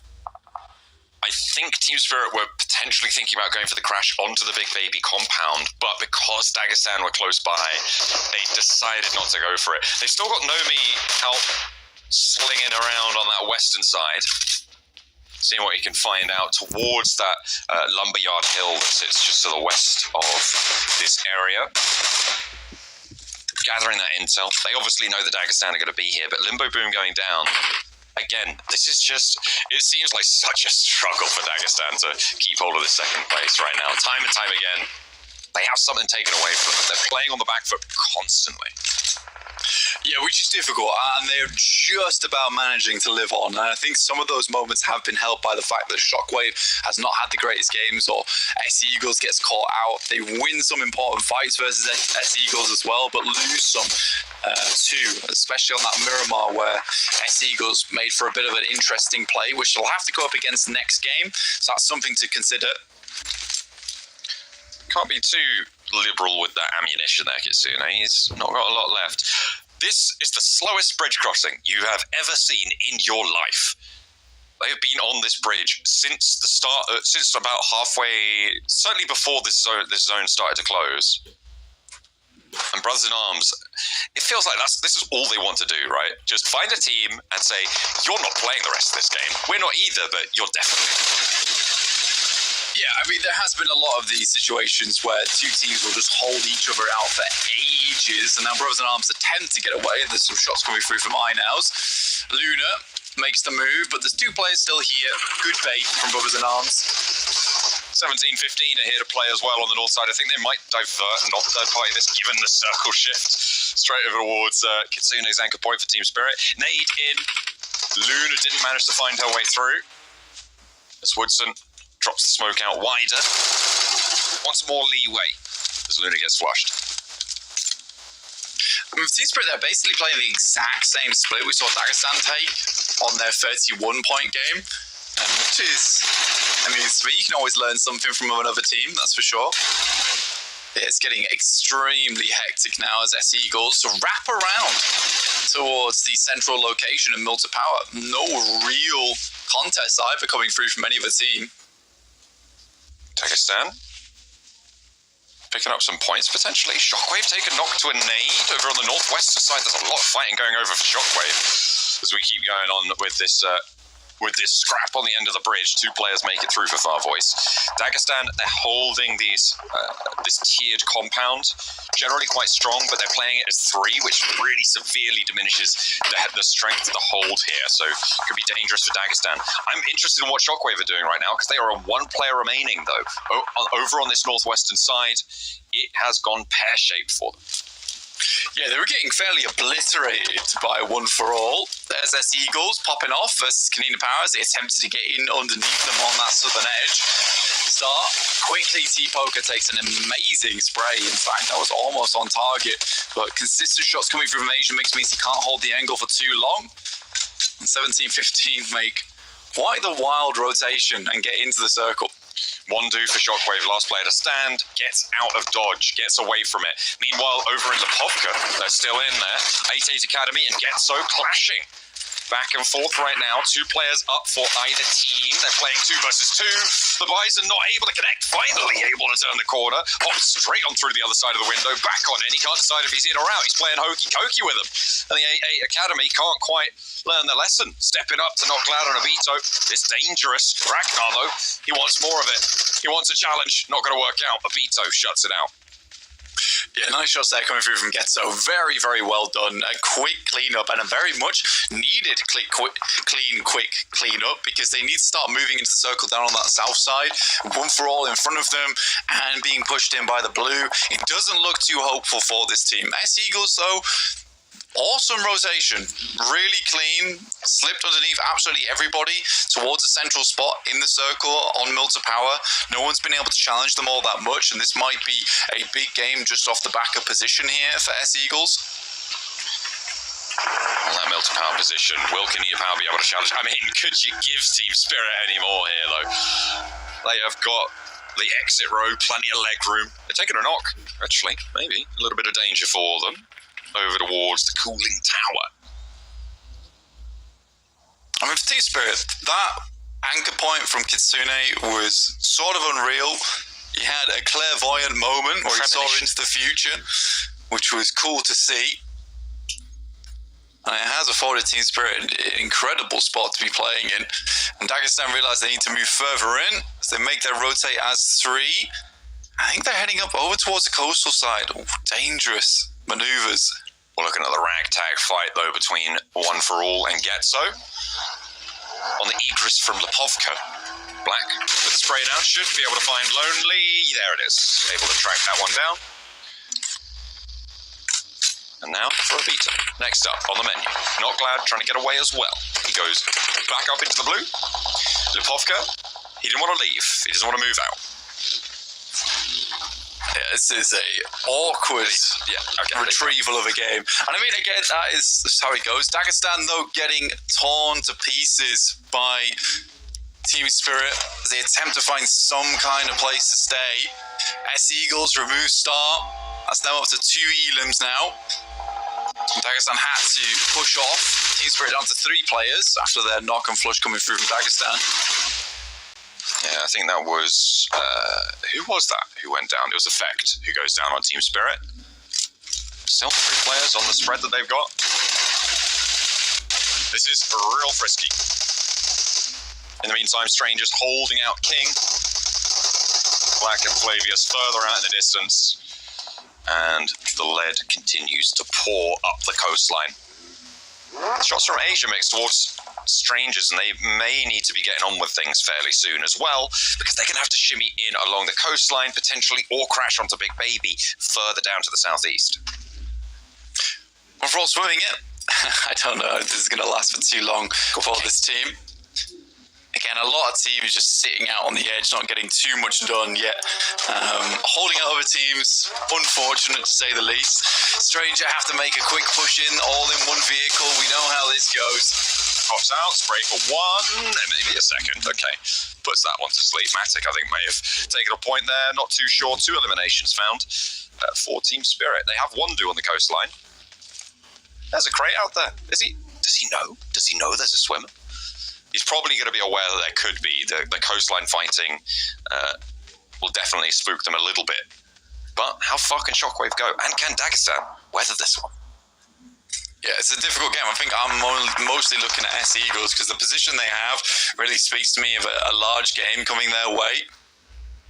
It's going to be hard to push them out of that position too. So for S-Eagles, likely to catch up to Dagestan. So Dagestan's main job right now as this 2 is to make it up into a high positioning. It's another salvage game like we saw from them over on Sandhawk, but losing a player, not ideal. Shifu now the last to stand for Dagestan. S-Eagles squad, the eyes are on them, fixed. On the south side of the compound, they've got Kanina Power and Brothers in Arms to worry about. Asia Mix in the meantime have Baban on the ropes, but Dennis and Overlay looking to try and suppress this position with more nades being popped on in. Keme gets the flush onto Baban, looks for the res onto Lost, should be safe. Nomi goes looking for Shifu as well before he backs it off. There it is. In the same situation, I think the information had been passed back across. So Dagestan out was just 1 elimination and a 10th place, so no points accrued other than that elimination point. So big opportunity now for S-Eagles. The door opens up for them. A real big opportunity, you're right. Then to spread their wings and fly. Overlaid. Has a nade go in. Doesn't perturb him too much, though. Spray down with the Bison. Has a roll up for the buggies. 777s up and in. Looking pretty wild from Keme there. The spray is good for 1. Shouldn't have gone down too much, but Dennis is there for the crossfire. Only the 1 player stays alive for Asia Mix, but that is enough. However, with the blue zone coming in this fast, they don't have a lot of time to get back together. And Matic, you know how many points he's about to earn. Yeah, it's a real open crossing as well for Asia Mix. So for them, this is an easy spray down. Matic does only have a little bit of ammo, so you do have Nomi coming across to supply him with a little bit more that he'll need for this big spray down. Hits him with the 6X. Getting ready for it. Asia Bigs, I feel like they're going to know that their numbers are. The question is, do they go down to Team Spirit or to the Eagles, right? Because the Eagles should have sightlines over towards this as well. If they can pick up the points instead of Team Spirit, that is huge for their chase chances, right? They're on 158 points right now and 3 eliminations, which puts them on 161. There's the first onto loss for the Eagles. The second knock onto Keme goes through for Kitsune, and there's the spray down over towards 777. Who's going to pick this one up? I think the Eagles might just have it and be able to add another point in. 777 moves up towards the compound, but so much shots and fighting, and already as a nade's being cooked over towards him. Not quite on target though. One goes a little bit closer, but the airbursts aren't great for us Eagles. OMG goes long. Don't think they know exactly where he is. Team Spirit, they're back up to holding this northwest side. Does King have a route up the cliff on that northwest edge? I don't think so. Has Matic gone hunting? Has he jumped down into the water?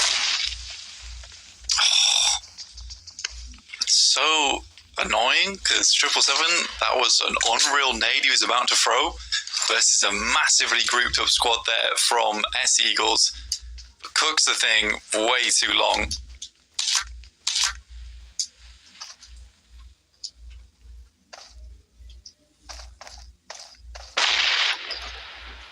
Nothing really happening now. The circle is the go time for a lot of these teams. S Eagles trapped in what we would say is a pretty enclosed space, so nades could be really big, and Kanina Power has great sightlines on the run out. Islam moves over towards that north side, which is further inside the circle, but they'll have to leave. With Kanina Power still being able to hold onto their compound, Islam does provide a nice little bit of an anchor point for the rest of the team to cross over towards.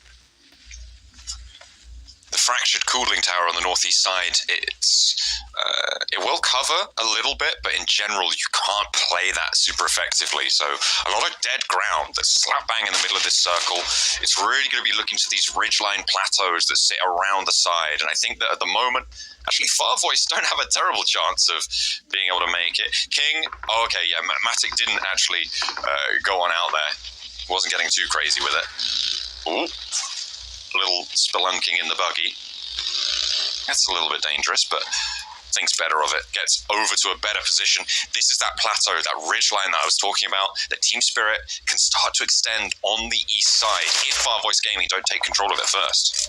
Oh, nice shots from Matic actually, all the way across towards S Eagles. Again, that warehouse door is so open. Might be providing that information back across the rest of the team, but drops that smoke there now. No one knows he needs to reposition. Shockwave Wandu. Very important play for the team here to get towards a high placing. Still 8 teams in. It's a lot of stragglers. So, again, if Shockwave goes out, if Eagles go out, they won't actually accrue all that many points. There's 4 solos and 1 duo.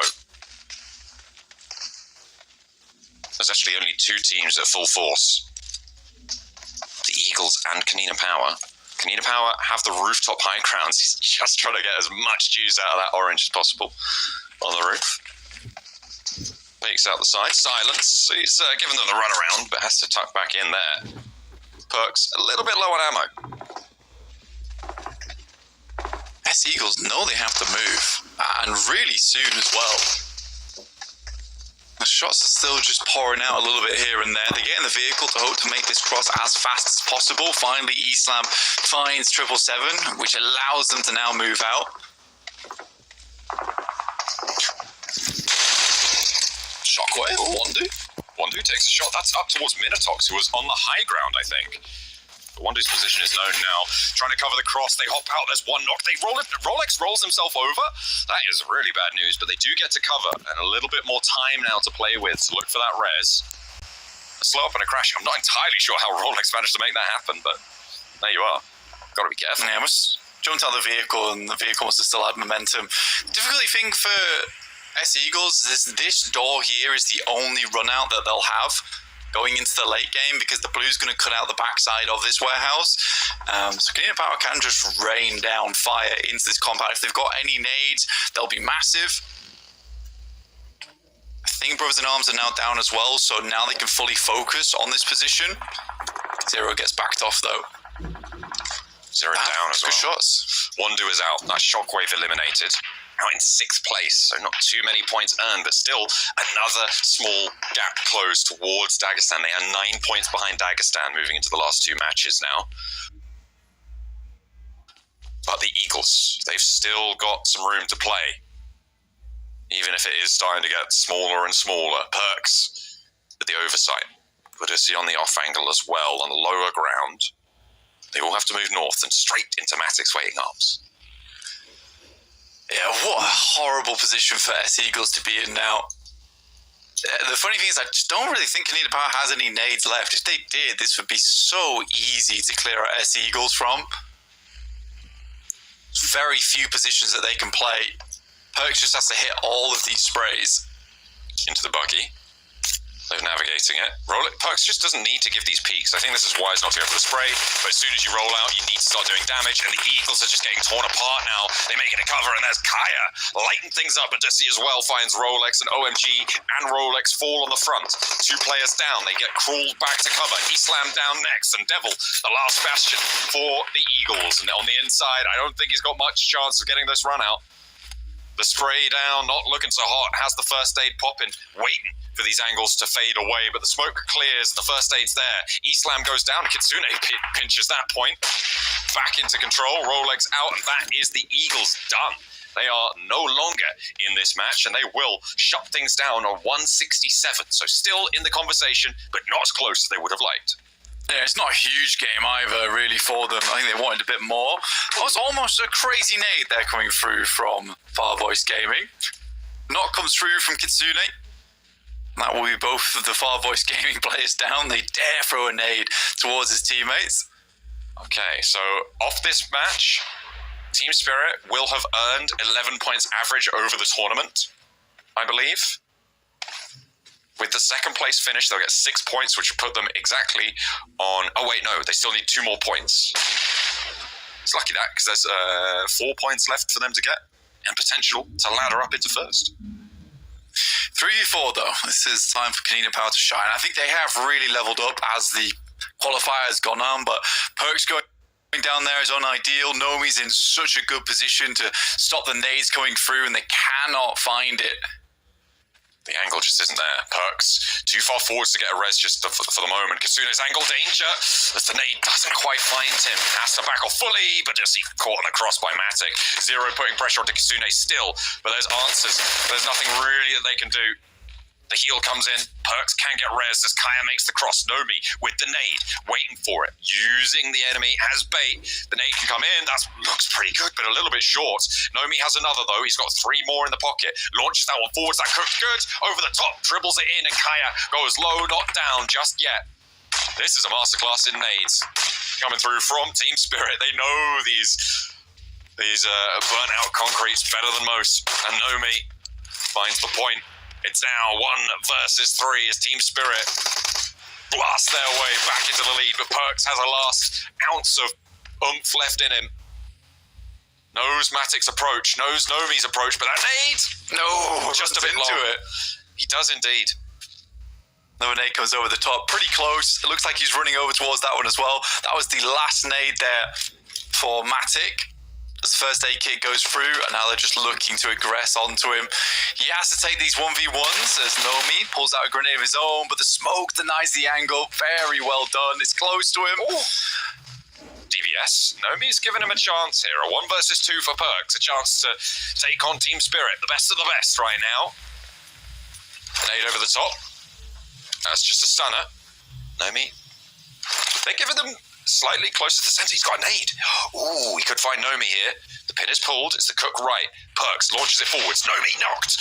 Huge for Perks. A 1 versus 1 now, and the back line is just Matic. Can Perks hold the centre of the circle? Only Smokes in charge for Matic. With the Scar, with the UMP as well. The DBS is on side for Perks. Molotov, potential to isolate Matic's angle if he knows where he's playing from. Getting those stims on board. The health advantage is there. The blue zone's pushing him. Matic has to move second. Perks has to go now. Where's the nade coming? Sending him right over the top here. But again, for Perks, the problem comes through that Nomi's already done the job, which is to push him right up against the blue here. As he pushes him, Matic just has a free angle to play off the back of. Almost goes down, but a first aid kit should put an end to that. He's got a nade. Perks has a nade and a first aid as well. He's got the stims already ticking. Matic repositioning. Nade now. Oh, he thinks he's on the off angle. He's not aware. He hears the steps, spots the player, sees him dying left, dying right. Matic now tries to dodge it and will be able to do so. A little bit more health, but no ammo in the back barrel for Perks. Needs the DBS now more than ever, but that's not going to work against Matic. He hits him with the classic. And that is Team Spirit taking another chicken dinner. They are up over 11 points per match. It's a really clean shot from the UMP from Matic. I've very much enjoyed that, and he's been extremely good with that weapon the entire time. The headshots he hits just makes it almost an insta-give. That sort of was the DBS before the DBS was around, was the UMP, and with the few changes to DBS, UMP has become a bit more of a powerhouse weapon within the roster of a lot of teams, which is nice to see. Team Spirit up to 22 points there on that game. It's crazy they're still putting up points here game after game. Canadian Power 13. S Eagles do get 9, but it's not the huge game that they were looking for. And all of that, because Kitsune did some wild scouting over towards the peninsula, right? That game goes their way because of that maneuver, which looked a little bit crazy at the time, but it's planned out pretty well for Team Spirit. The fight for second place, though, still rages on. It is closer than ever with 2 matches to play. We're definitely going to Miramar next. We'll see you in a few.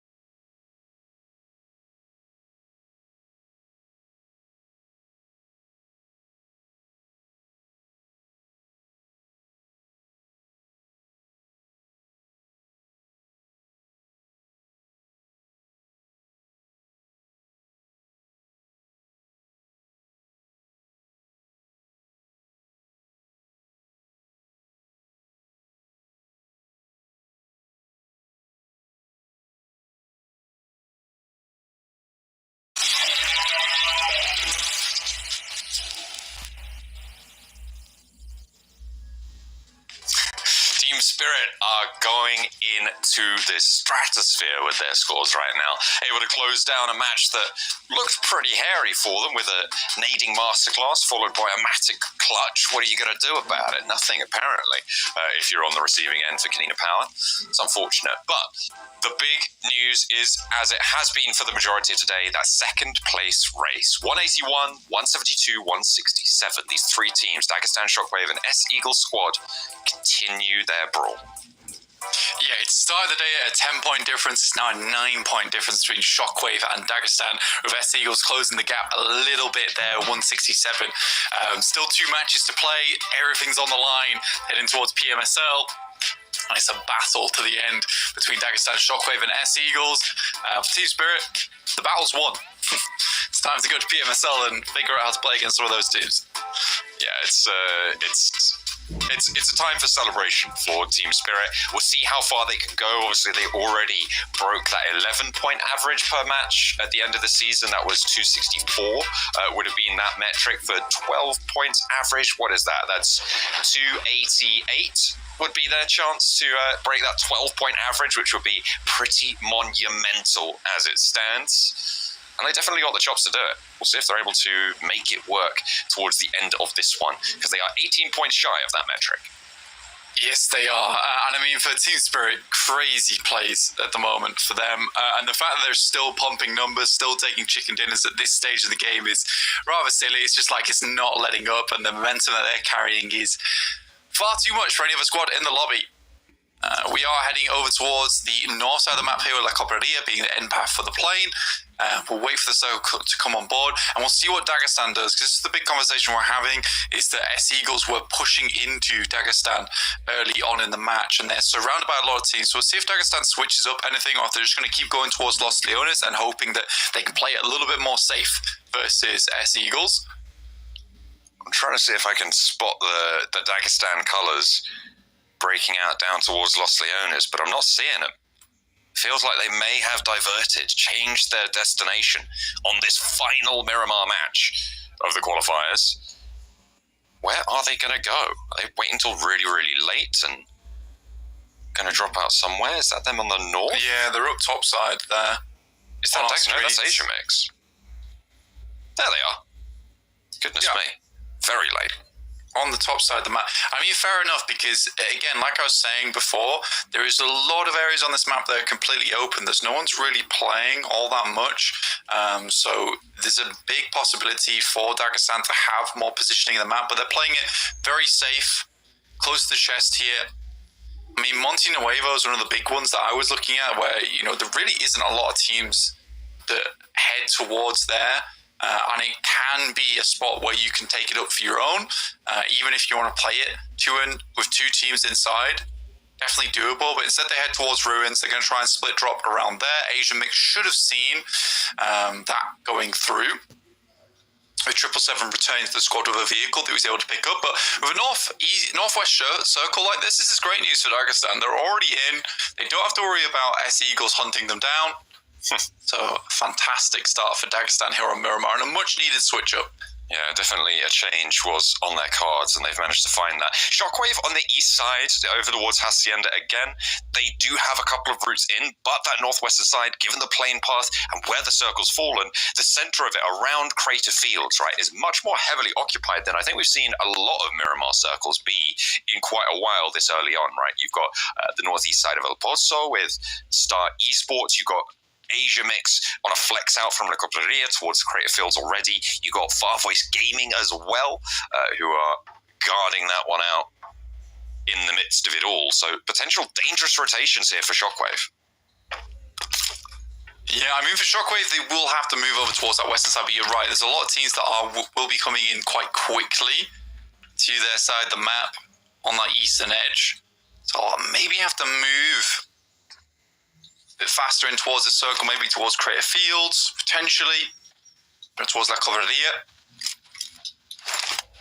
Team Spirit rotating down towards Chumacera. No one there at the moment. Monte Nuevo's free. So unfortunate that they don't pick up that spot for Dagestan. Yeah, they are are still playing on that west side, and actually that might afford them quite a lot of safety, right? Because nobody's really going to be super keen to go hard west, play through a pod stop potentially, and try and push in that side of Crater Fields. It would be a last-ditch attempt, so potentially for a team like Big Baby, maybe even the Eagles later on, if they come in behind Team Spirit, who we're on board with right now on the south side, going past Chumacera, La Derrera as well, potentially heading out towards Montenueva themselves. I think they're just going to loot up in Chumacera. It's just a couple of squads. I'm sure Right. towards the backside. Interesting. Okay. It's just putting a smiley face on the bumper. Yeah, Nomi is just playing an outside angle for them up towards strangers, pass that information back. But free looting spot is a free looting spot. You take that loot where you can, and why not, right? They pick themselves up another vehicle along the way, so that's good news for them. S Eagles continuing to grab everything they can from Los Leones.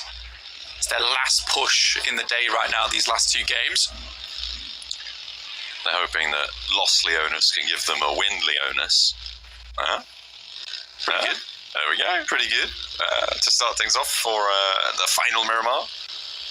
We're getting sickly with the puns. I want to be ill. El Pozo held by Star. That's probably one of the more central positions. Gives them that like an angle of approach towards the high ground that sits on their east side.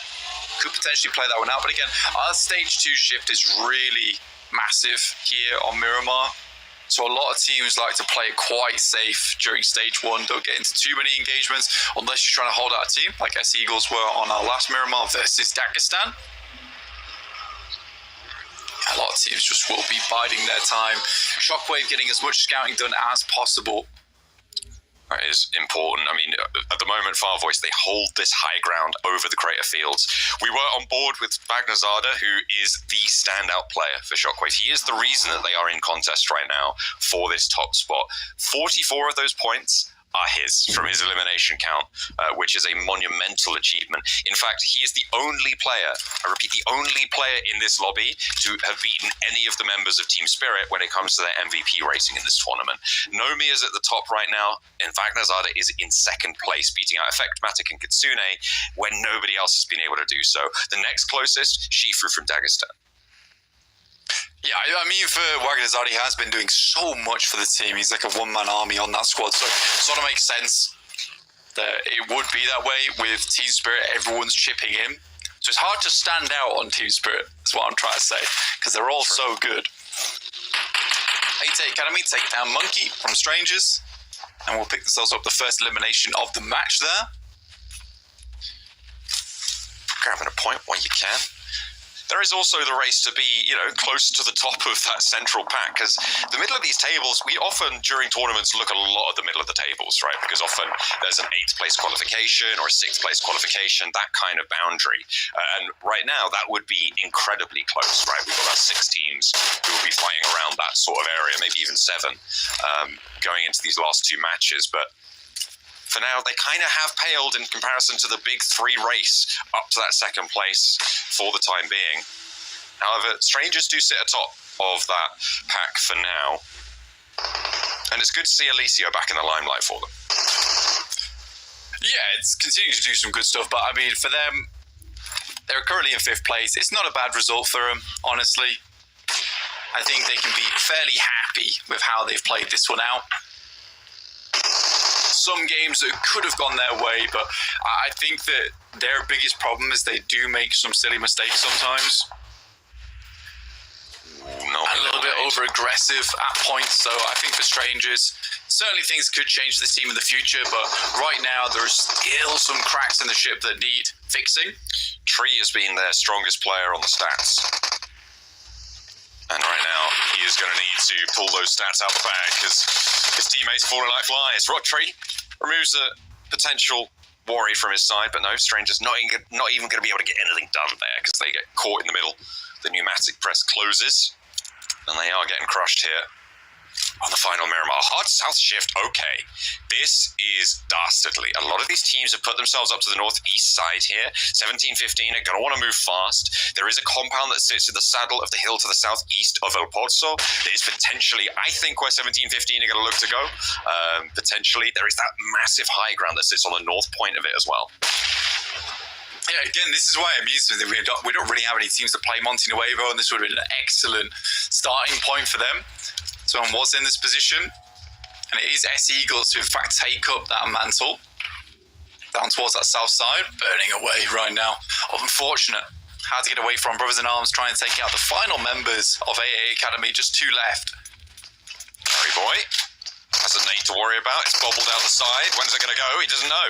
The fuse is lit, but when's it popping? Ragnar, last to stand for 88 Academy, throwing another one down the hill, but through the door on the outside. They're able to shut things down. And Brothers in Arms play on with all 4 players alive. Now UTM are going to try and careen their way up to the wall. Okay, giving them a barrel roll in the vehicle, hitting the car. Both tyres, well, all 4 tyres now connected with the floor, but neither of the players are quite so lucky. Silence is down as Morris launches a nade forwards, trying to get the flush. Yeah, an aggressive play coming through from Blue Team DX, and no real follow-up on top of it, so no backstops to support the push coming through. I think Silence does go down for Brothers in Arms. Snays keep getting just tossed into the sand in front of them, exploding their face. A lot of teams looking to make their approach into the circle. Star picks up compound that sits on the south side of the field here. As Go Away gets flushed away for Blue Team DX.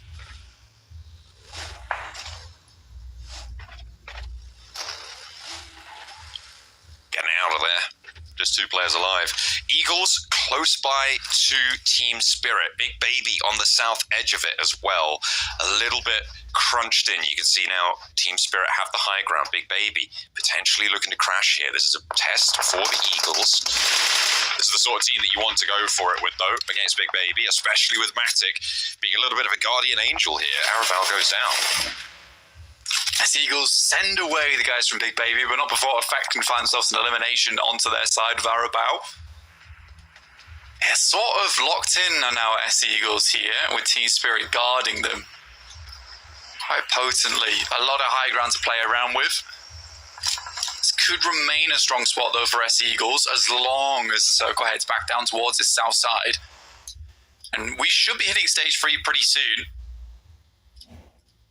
Dagestan being funneled towards Star Esports right now. Star in that compound down to the southwest of the high ground. I think Default actually maybe posting up on that massive, that really, really tall high ground point, but close by to Keme. The circle goes out to the northeast. This is huge for Shockwave. Look at their position out on the east side near San Martin. They're flexing out towards those hills. Canina Power's their major danger right now. And they're all the way on the other side of these hills. Their west side is protected by it. Shockwave can push in a little bit further, force the fights to burn out on that south side, and potentially have a good game. It's the worst circle shift here for Dagestan. There's no really easy rotational routes for them. Towards that north side, they have to cross the field into Far Voice Gaming, head down towards that south side. They know there's going to be a ton of teams playing around Power Grid and the compounds in that area. So they have to make that difficult approach, get rid of Far Voice, and move in towards that northern portion of the map. Flavor's getting the res onto King. This is all the way out just to the east of Picardo. And they do need to get a move on, but the circle is fairly close. It's about 700 meters out from them. 699, just caught that in the top right-hand side. Team Spirit, they continue to spot out Big Baby, and that's the second time they're taking a player out from them. But all of these points going over towards Team Spirit, goodness me, they're taking them away from the 3 teams beneath them. And in an area where the Eagles would be likely to pick them up as well. This is a really, really pivotal set of pickups coming through from Team Spirit. Remember, their boundary to getting a 12-point average for this tournament, which would be incredible, is 288. Far Voice makes one of the weirdest plays I've seen in a while, as Dagestan and Far Voice just pass completely around one another. Marcio looking for these final players from Blue Team DX, but yeah, they just passed one another on the map on that north side. Far Voice Gaming thinking that crashing down towards Star is the best idea. It's so weird because Far Voice could have made this exact same rotation that Dagestan's trying to go for. Instead, do this, which leads to death. For two of them, certainly so far, there's very little chance for them to be getting those two back up. But the other two have made it into this compound. With Simitana being there, the smokes are blooming. But the nades finally come through. Star Esports very confused. I think we are too about this rotation. Yeah, just gonna watch this happening. That could have been the big issue there for Dagestan, which is crossing paths with Far Voice on their rotate. And I think Dagestan makes the right choice to put stock in towards that north side of the map, as the Eagles take a knock onto Islam. The Team Spirit are going to try and snap the jaws shut there. Shum launches a nade, and Far Voice Gaming not going down without a fight. Rolex knocked in the meantime as well by Team Spirit, by the way, and flushed away. Okay, Eagles starting to slow down. Jubba found, that's the third player from the Eagles. Islam down. Is that the Eagles out? They're out in 13th, 0 points. The chase has been ruined for them. What can Dagestan and Shockwave do? Because they're close to each other as well on the eastern side. Look at where Dagestan sit, where Shockwave sit on that east edge. That is going to be one hell of a fight, and it needs to conclude because the circle is shifted out west to them. Yeah, it's a completely confusing game in the sense that Dagestan's second place might have just been saved because Far Voice doesn't know how to rotate in this circle, which is completely wild to me, but Dagestan can count their lucky stars on that one. Well, they should certainly be. But Shockwave are right next to them on the eastern side. And Shifu draws first blood on that engagement over onto Gigi Zada. So far in the back lines as well. You're not getting him back up again. Everyone trying to hunker down in the middle of this circle. Satira finds Gigi Zada on the flush as well. Definitely not getting him back up now. That's another point into Dagestan, another player away from Shockwave. That's wild. That is really, really not what I was expecting this game. And genuinely, this could be a second place, just gifted free off one bad rotate. Like, they legitimately just flew straight past one another. And in Far Voice's mind, they're laughing to themselves like, why would a team rotate towards that north side? But... oh, dear me. That is unfortunate. But fortunate for Dagestan. Certainly is. Team Spirit have been having a bit of a mare of it on the south side, but I think finally One for All do go down. 2 players remain, and more points for Team Spirit. They're 8 points shy now of their 12-point average goal, which would be quite monumental. They're almost 100 points ahead of Dagestan in second place. Yeah, they have gone a little bit out of control this qualifiers. To be expected that. I think everyone was sure that they would do this well. Canadian Power's got eyes on over towards Shockwave, who are just out in the open. I think Shockwave's days are slightly numbered. They would have liked to have that ridge side that currently Dagestan is playing, but have no legs to stand on versus them. Instead, have to force themselves even further in towards Kaya's position into the concrete. Agnazada and Wandu getting on in. Jakey south on the road. Kaya. Oh, still got that vehicle just about giving him enough cover. But Shockwave have found themselves something. That's more than you can say for Dagestan right now, but the crash is imminent. They're going to have to roll in soon. What will they find?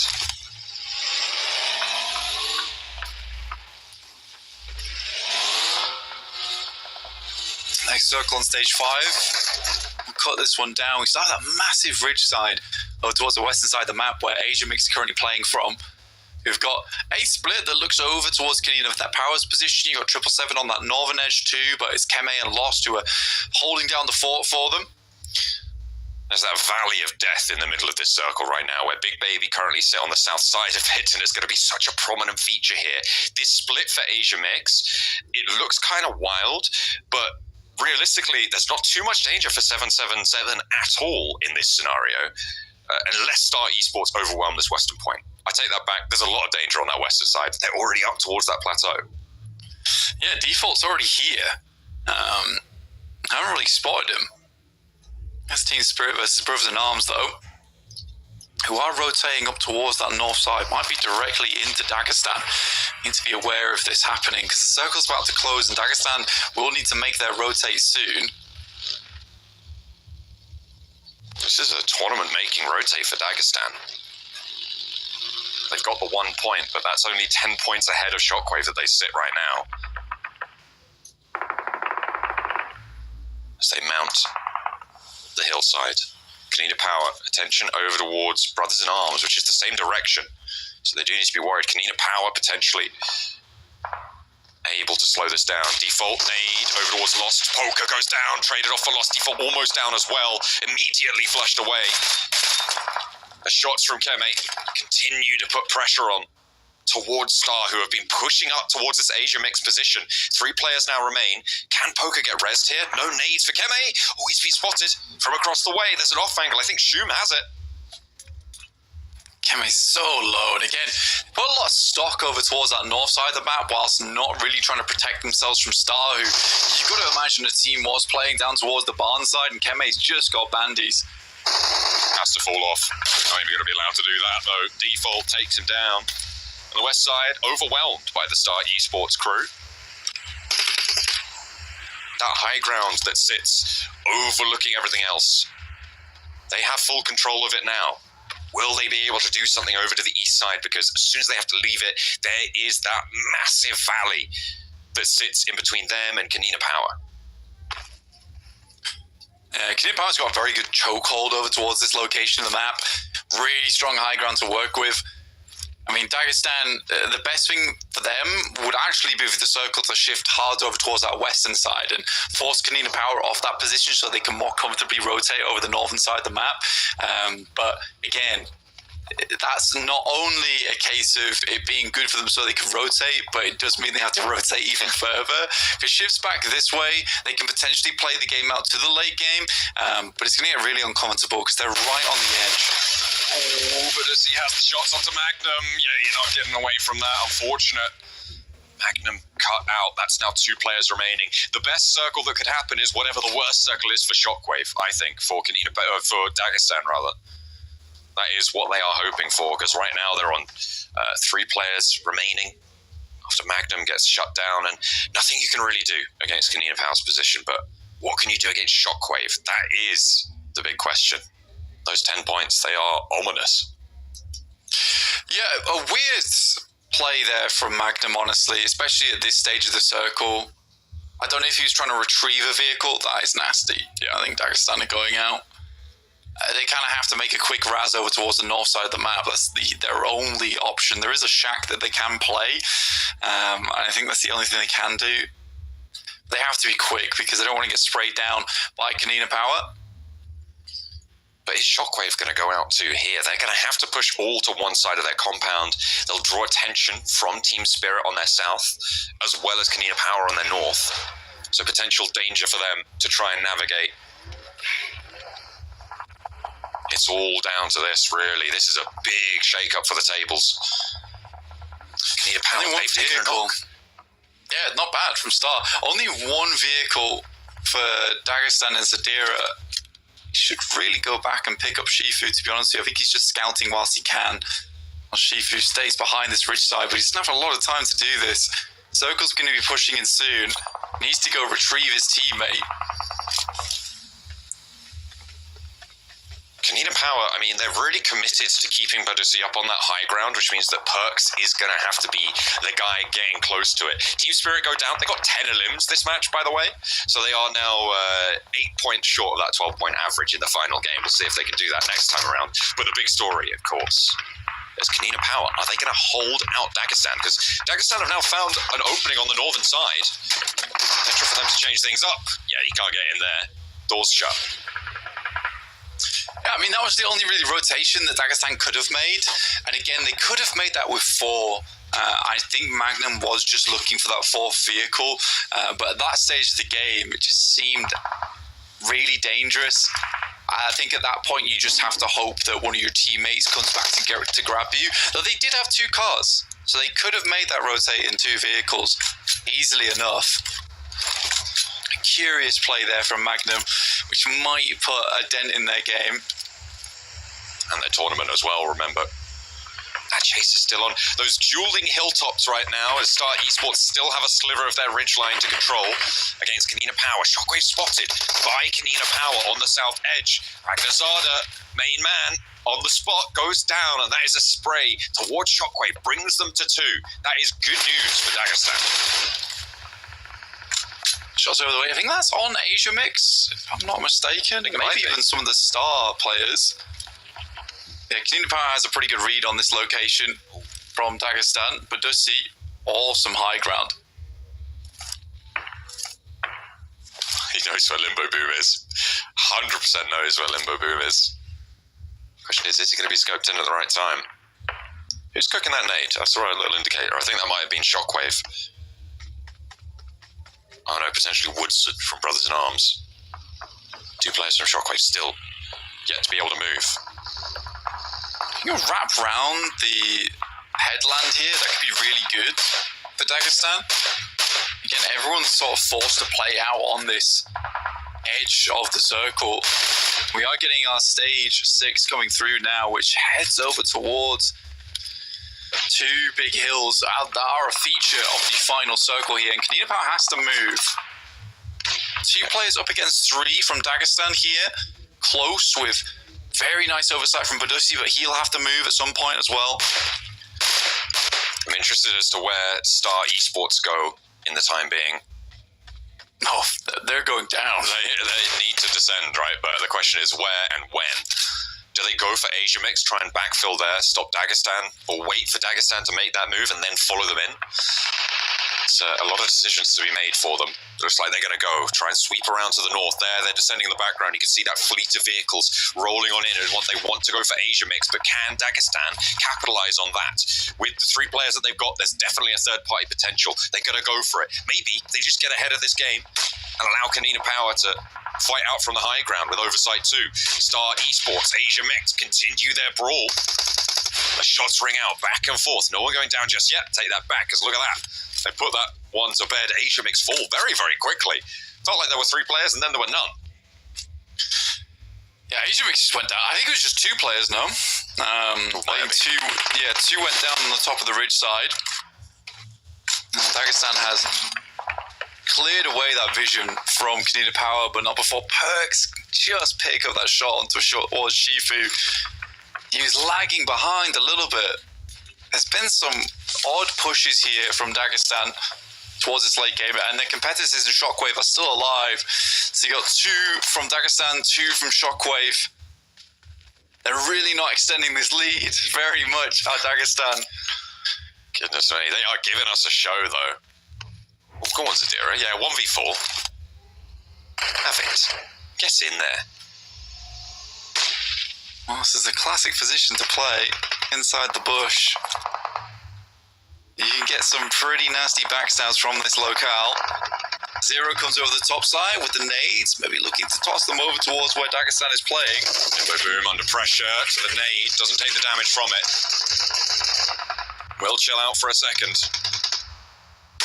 Default from Star Esports. They took that compound convincingly. On the north side, Shockwave is still fighting in this match as well. They've just added another point. That is potentially crucial, but they're 2 players and they're outside of the circle. They've got to push through 17-15, who have 3 players alive. Nades up high. Coming in, that's from Star Esports, actually, down the hill. They're looking to push up. Yeah, they're looking to cross into the zone that Kanina Power is trying to play, but the circle's going to push Kanina Power over this ridge side. Dagestan is essentially playing hide and seek now of every other team inside the lobby. 17-15 should have eyes on over towards Shockwave. So the real question is here, not if Dagestan goes down, it's when does Dagestan go down?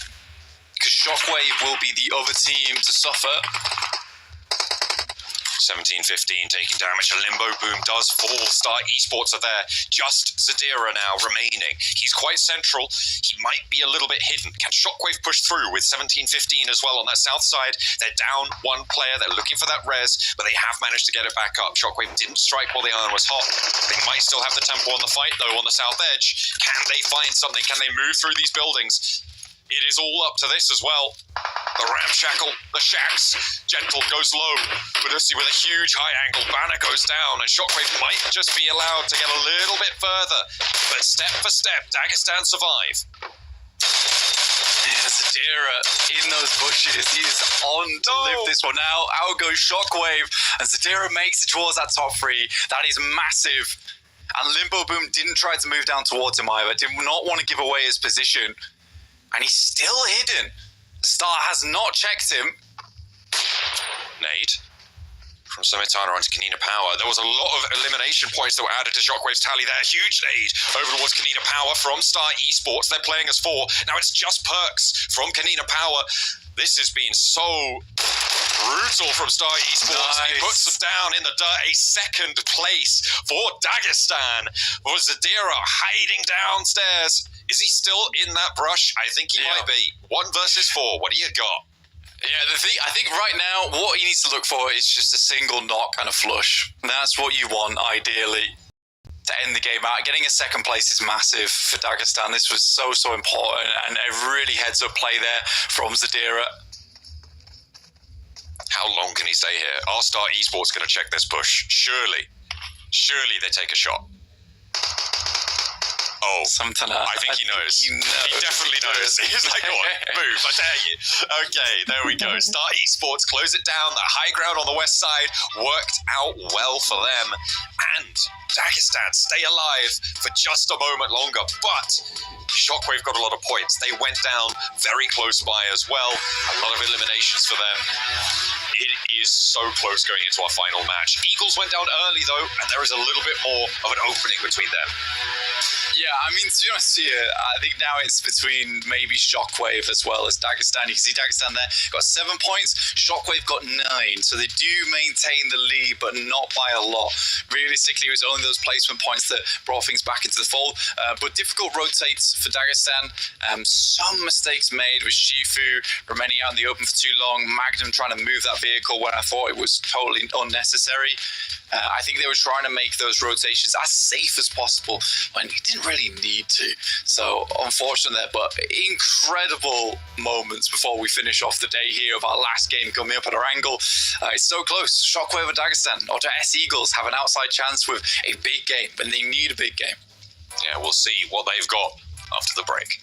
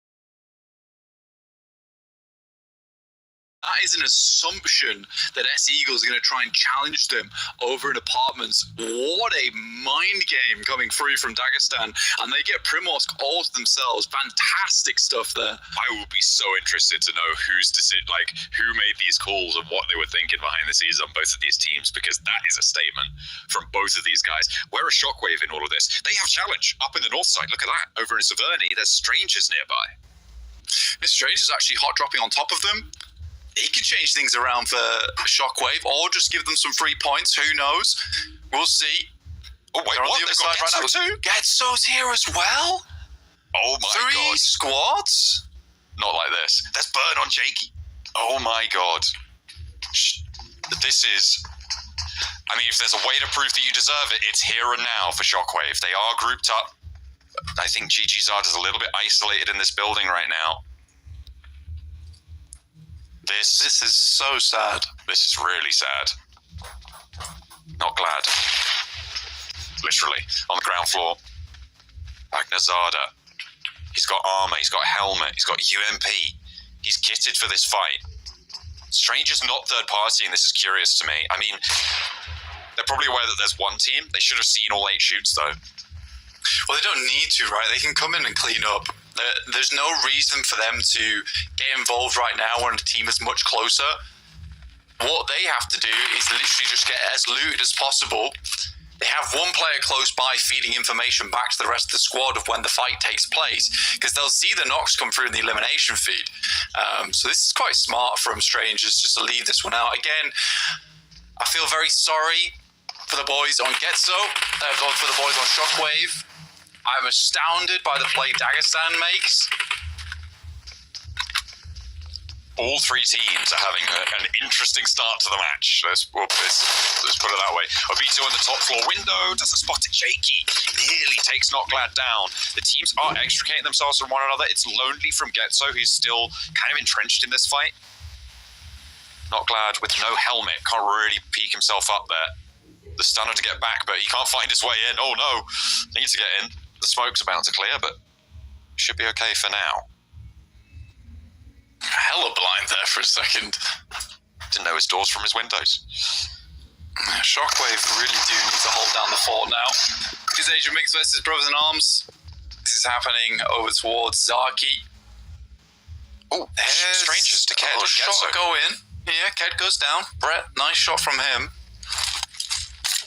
Does leave Getzo now in a bit more of a panic situation. Backs against the wall, which does make them dangerous. Strangers have moved up a lot further north. By the way, also on the southwestern side, Dagestan have a little scrap with Big Baby. I think they're not going to go fully into that.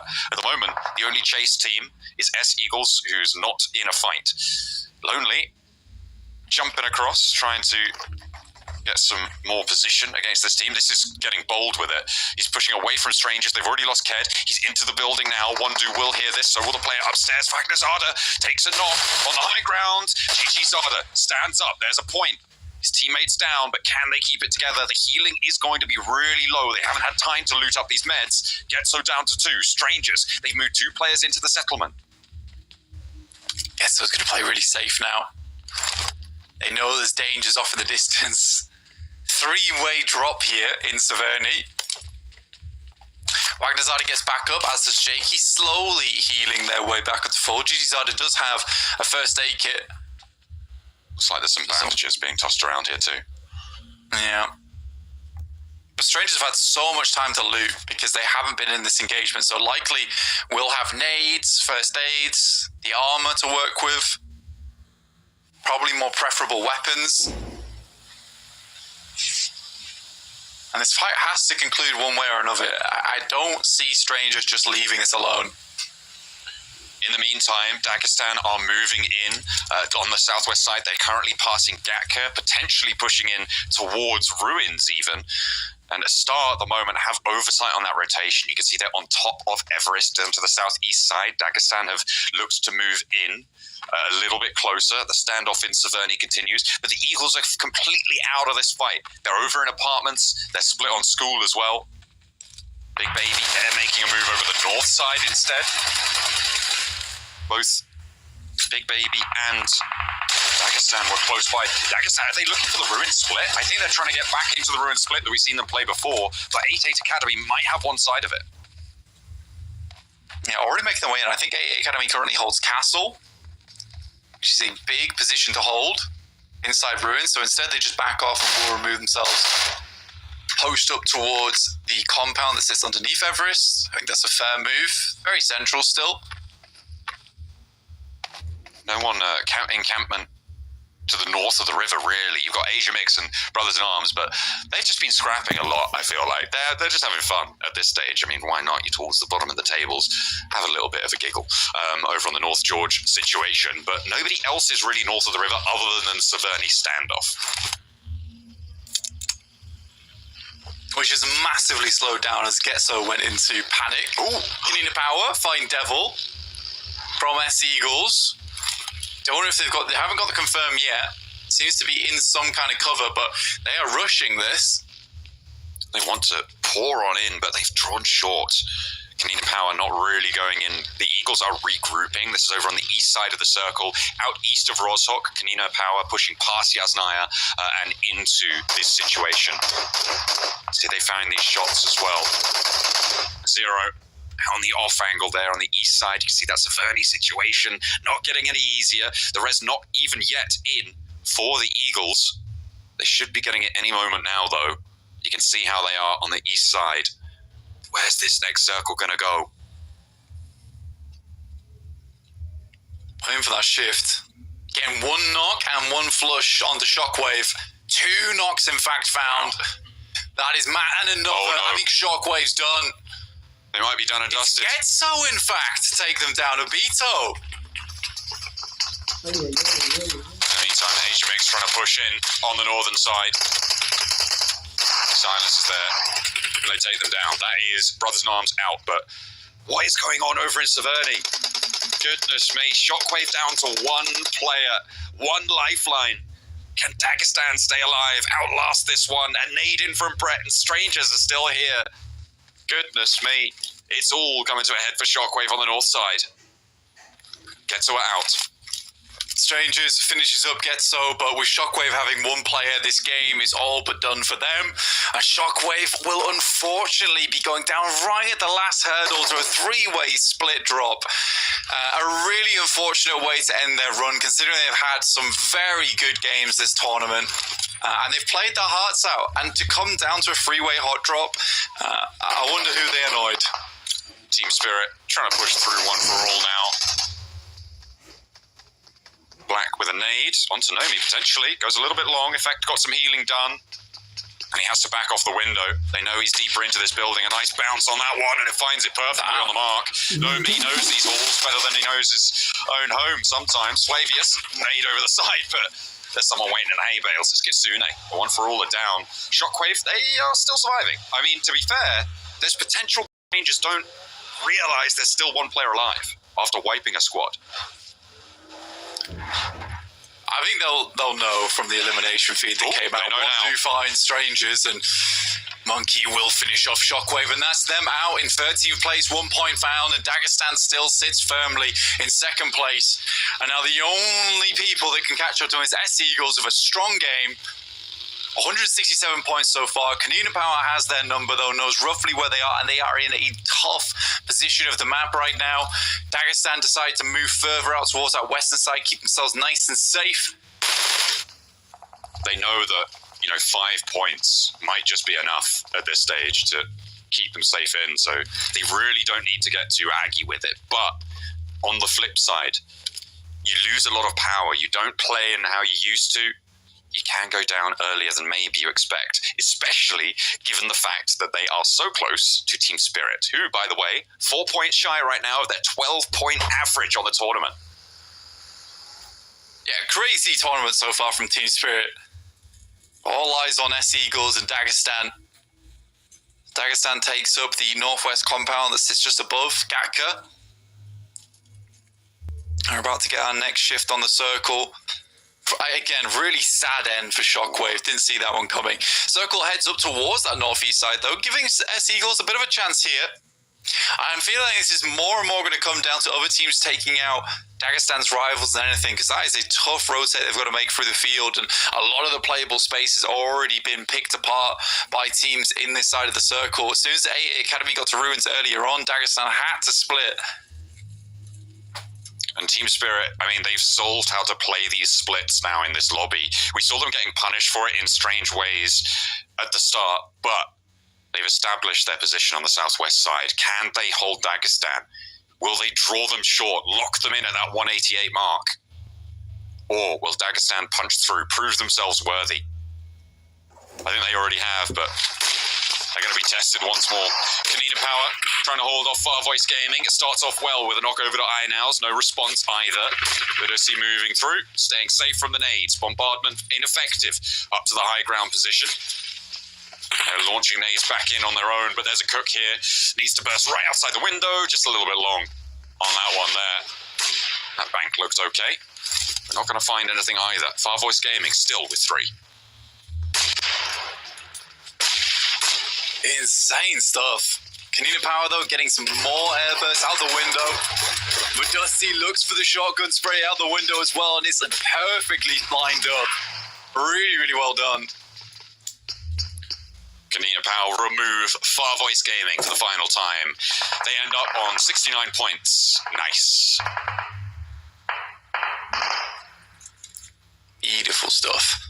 Finishing off there, Far Voice Gaming. They tried to get as much as they done, and they certainly had a voice into this tournament, but it just wasn't a very loud one. It's pretty far away. It's unfortunate. Dagestan, they're taking shots. They're able to rack up an elimination, maybe 2. They've got 2 points on the cards blank, and every single point will matter because Eagles are in a central position. They are right in the middle of this one, the south edge of ruins, and they've got a lot of control here. It is a big potential game for the Eagles right now with the position they hold. Massive opportunity for the Eagles here over on that east side. Sat in the rolling hills around that location. Strangers removing the members from Asia Mix, but there is a side swipe angle from Keme. Strangers might just get cut out on this crossing. Pan to the head to Dennis. Oh, sad. Oh dear. That is unfortunate. Not what you want to see. The Strangers, the death dealers to Shockwave's hopes and dreams, look like they are going to come crashing down around the bridge, or at least stuck in the quagmire of Asia Mix over on their north edge. Next circle. Team Spirit still on a long spread on the south side. We're going up north, though. Back over. That castle split would have been huge for Dagestan, but they're not there anymore. They are denied it, and 8-8 Academy instead hold that mantle. Academy have a very strong spot, Splot on the map, we'll say, for themselves to play from and out on Ruin's side. Really, really good split that you can play off the back of. True Monkey. Difficult to tell who's alive on that team. They're all on red HP. That is crazy stuff. And the rest of them are going to go down. I'm pretty sure, no, they aren't going to survive. No, Tree's in. Okay, he's thriving. Tree's alone. Eagles with a fight. Rolex nade in towards 1715.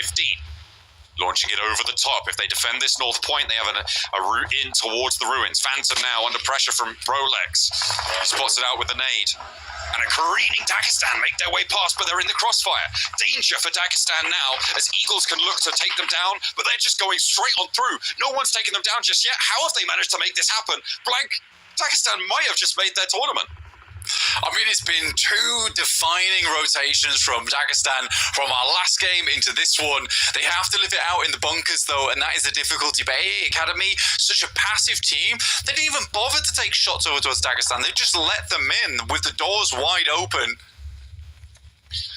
I'll tell you what, you can't be doing that in PMSL, even if you do qualify Dagestan. That is a death sentence if you're facing off against some more bold teams, but... You find Ragnar as well. You take the points where you can get him. You know, you just get those. Magnum does get knocked in response to a nade. He is quite far away from the rest of the roster. So a difficult rescue mission if they want to even commit that far. Because they put 3 points up on the board. They're on 191, which leaves S Eagles a little bit far behind. I think they're now 24 points behind. Yeah, it's a bit difficult here for S Eagles. Like I said, they need to have a large game here. Magnum is getting blasted away as Rodri searches for him. Zadira and Limbo Boom trying to keep their teammate alive. Doing pretty well on it right now. Zadira might just make the dash. That's a good molly. That is a huge molly to secure this one. You know they're not going to peak this. 8-8 Academy, I mean, Rodri down low, they know if he goes down, he's completely dead, so you cannot risk going for that push in this scenario. He's just going to play backstop, stop Dagestan from getting closer to that high ground. Playing off the vision that they have on that high ground means that he can just play on this wall. Just take a back foot, take a chill pill, allow them to hold the southwest side. Yeah, already having 3 eliminations is great for them. Good spray from Shifu. And S Eagles are really staying out of this game as much as possible. Perks goes down. Canina Power dropped down to just 2 players, I believe. 5 elims is this game. But S-Eagles haven't done enough. They are so far outside of the zone, and they're not going to have a lot of advantage on this one. 17-15, Dagestan, 8-8 Academy all have prio space. A central shift over towards the central part of the map. Maybe S-Eagles can move through, but only just now is Rolex looking to move up and scout. As soon as these placement points start rolling in for Dagestan, it is curtains. S-Eagles squad need them to go down now. They need a 14 elimination chicken dinner as it is to beat them out. If they cannot do that, if they cannot get rid of Dagestan, allow them placement points, it just is going to go up and up and up and further away from the clutches of those talons. So difficult for S-Eagles now. And again, for Dagestan, they just made such a good rotate here, such a good decision at the start of the match. Okay. Fantastic shots there from Badussi, who has been pretty on point this entire tournament of Kanina Power. But yeah, Dagestan just made such a great decision at the beginning of the match to drop in Primorsk, and also have just made great rotations from there onwards. And again, you've got to remember, that's a place they don't typically play on the map. A lot of this is very much winged at the moment. You know, they're not flying how they would usually go here. They've had to make an alternate route, bit of a detour, you could say, and they're still making it work. Shot over towards 8 Academy in Tokyo with the circle, now pushing 8 Academy out from Castle is devastating. Ooh. And the nade to finish him off. And that's now 15 elimination chicken dinner that's needed for S-Eagles squad. Every time they pop up, it is another strike to the gut of the Eagles. And the door slowly creaking its way closed. Yeah. And for your S-Eagles, you had to have a pop-off game. You couldn't start slow. You had to crash people. You had to get those elimination points, but they had nothing to lose here in this match, and they've just done nothing with it.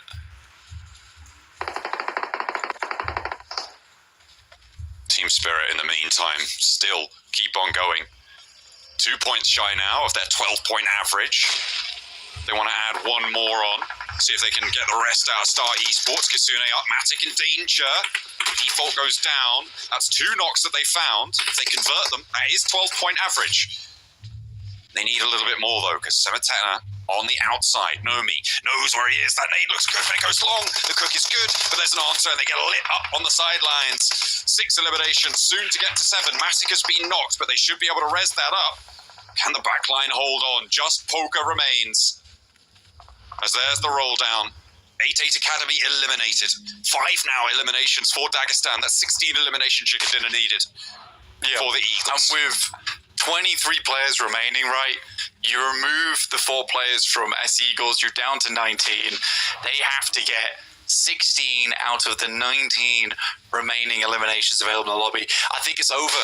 I think it's done. And I think Dagestan, off the back of some very, very strong positions, some good rotates, and highly smart gameplay, have secured themselves that second place. It has felt squeaky, but yeah, I think at this point they have secured it. This has been unreal.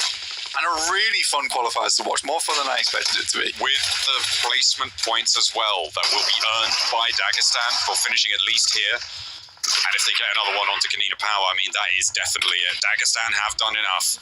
They've made their way in. They can put their phones down at this point. As we have our 2 top spots. Team Spirit are struggling more than maybe I expected here against Star Esports. They have managed to get that 8th point, which confirms them as a 12-point average team, which is incredible. Of course, we're looking forward to seeing them in the PMSL at EMEA. A nade around the corner, and another shot from the DVS on the inside. They can pick themselves back up and hold their heads high. Let's see if they can shut it down with another chicken dinner. I think they just want 300 points, really. That's what they're looking for. 300 points over 4 days is impressive. Dagestan do have a side swipe, though, with Shifu, and nade's coming in over towards Team Spirit. A lot of teams have eyes on. It's one of the only fights that's been popping off for quite a while now. Yeah, S-Eagles just played this game too slow. I think they were caught off guard by the fact that Dagestan weren't there in apartments. They were like, what's going on? Now watch this back, and they were like, they went to our drop spot. What? Imagine. It could have been such a different match as well. we're in 5th place and there just aren't enough points left in the lobby. Team Spirit, they obviously know. They've known for a long time that they are not going to be assailable in that top spot. I kind of want Eagles to win it now. Just so they can fall 1 point short or 2 points short, something like that. That's me. Yeah. Shifu finding Matic, though. Looking for a confirmation on it. They're just trying to pump up those elims as best they can. I think they realise that at this point in the top 5, they've done fairly well. And even S-Eagles should know at this point that they haven't done it. With only 1 elimination at this stage in the game. Ooh, that bounce is crucial. There's the answer. 3 over, 1 back, and it's a desperate trade for them. 17-15. Doing bits. Tornado finally goes down. That felt like it was a long time coming. Another one in. Dagestan clashing with Team Spirit out on the western side. The 2 qualified teams at the moment.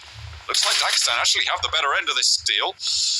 Kitsune down as well. Another knock sent back. Eagles desperately chasing, but do they know that their jig is up? Just 1 player left for Team Spirit. Out on the western side in a 1 versus 2. And Matic is still going. If there's someone who can do it, it's this guy. Yeah, Matic does not give up easy. Zadira finally puts down the Mad Beast. And now S-Eagles look to push in over towards 17-15. Banners up front. Will find one, but not before he's taken down. A nade sent in, but does not do enough damage. Tornado is down. Just the 1 player to handle. They'll do it. 4 eliminations found. Dagestan up on the high ground, playing with 2. Eagles with 4. Blue Tiam on the south side with 4. But there is nothing left in the tank. Team Spirit end their run 5 points shy of 300. But they are breaking records with those averages. That is an incredible performance.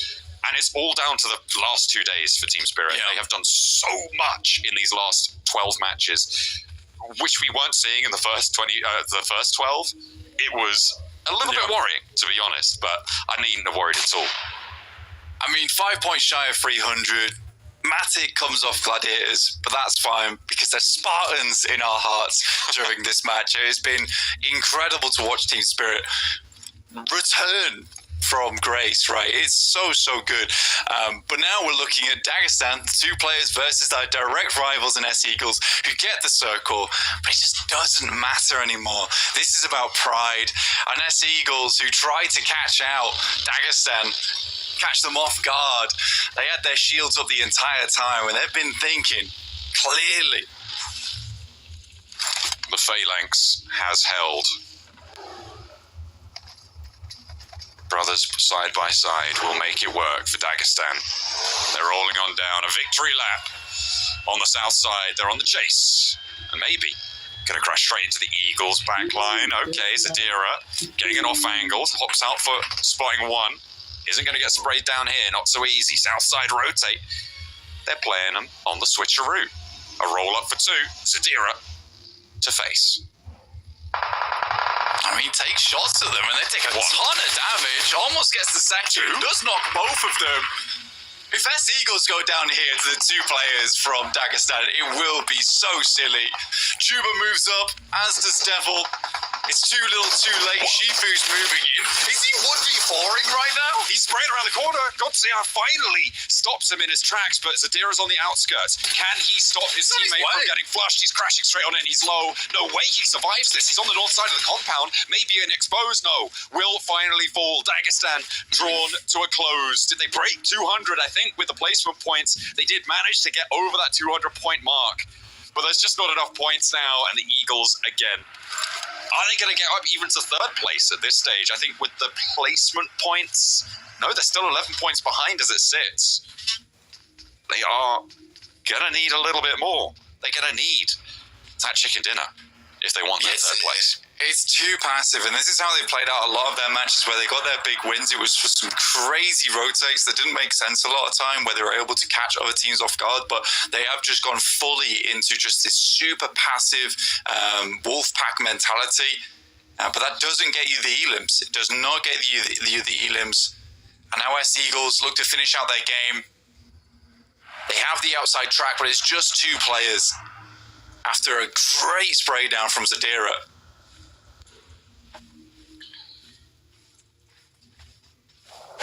Down in the grass. They've been eating dirt for a while.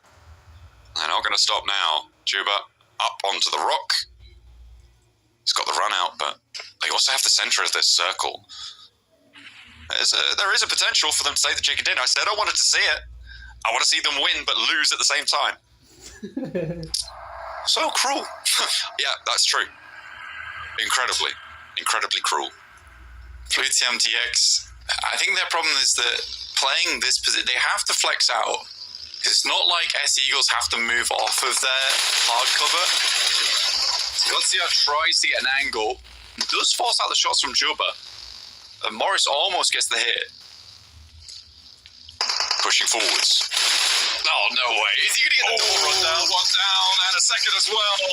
He's giving them a hippity-hoppity, but he's going to have to stop it right now because Devil, he's going to put him down with the DPS. Needs some healing done, though, because no gyros here for the spray. Nades are pouring in. They know where the angle that he's on. Desperately healing on up.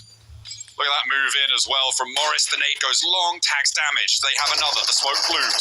Needs to put one out, but it's not going to happen. It is Blue Tiam to take it away from the Eagles at the end, but they'd already lost it all because Dagestan held strong. They broke that 200-point barrier and joined Team Spirit at the PMSL EMEA. Really fantastic tournament, honestly. Very, very fun qualifiers.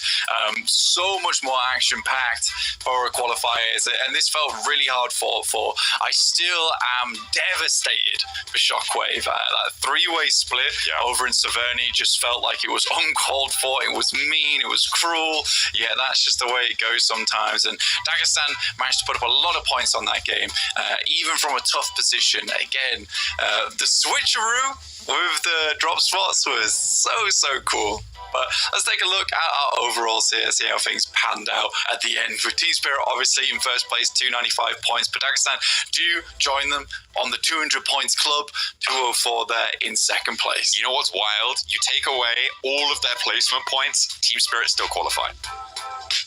Yeah, that is easily insane. 200 points on Elims alone.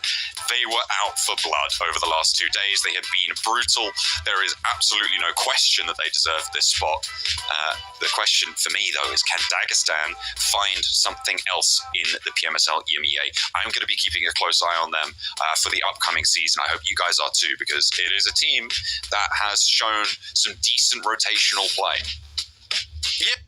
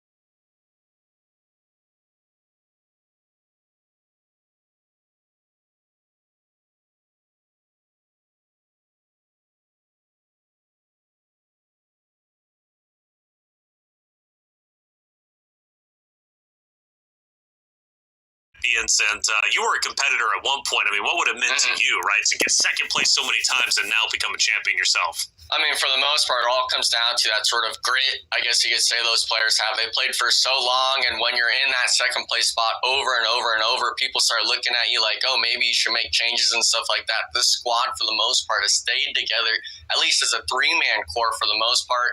And when it comes to this stuff, even within the last year, we're talking, Rejects had that sort of title of being the best and making Japan back on the map, and now we're bringing it back to the Americas side of things. So for the most part, the nice thing is Pubg Mobile is completely changing, it's evolving, and I can only enjoy seeing all of it. That's it. Well, from PMWC, now back on board with the PMSL America's North America qualifier. Let's start running you through what day 2 had to bring. Of course, 6 maps, as you know and love, throughout the normal rotation.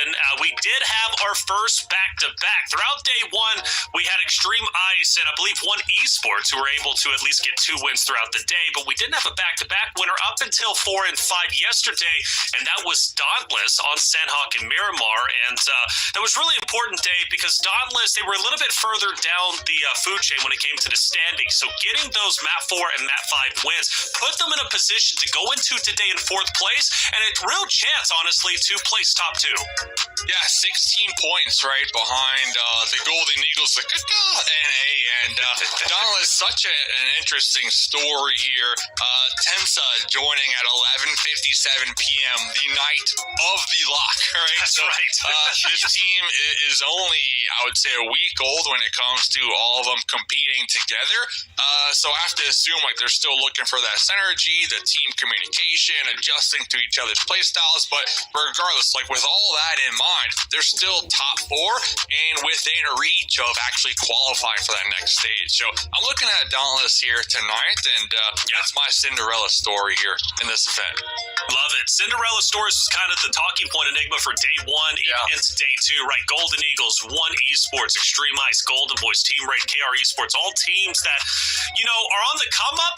Granted, they've got plenty of experience across the board, but, I looked at Dauntless, I looked at Titan Gaming to be the Titans of this competition. And while they sit in first place currently, but the big talking point is that point spread.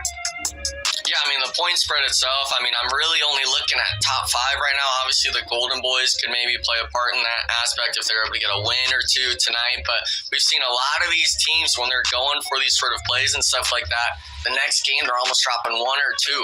They're going from 0 to 100 back to 0, and then unfortunately for them, it's someone next to them kind of showing up. And obviously, we had seen over the last 2 days, Taylor, straight out on Nepal, Inferno Esports, even Strangers BD, they've had a lot of these elimination rounds where, they win the first or second squad wipe, but they're just never seeing the late game. And when it comes to the 12 games they've already played, it shows why they're at the bottom of the leaderboard. You'll notice, winner, chicken dinners, there's only one on the second page. That's Strangers BD. That happened yesterday during Miramar map number 2. That's what's lacking for all those teams down on the bottom page.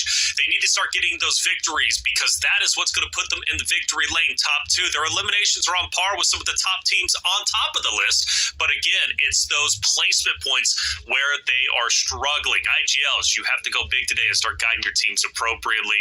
Let's start breaking down the teams, though.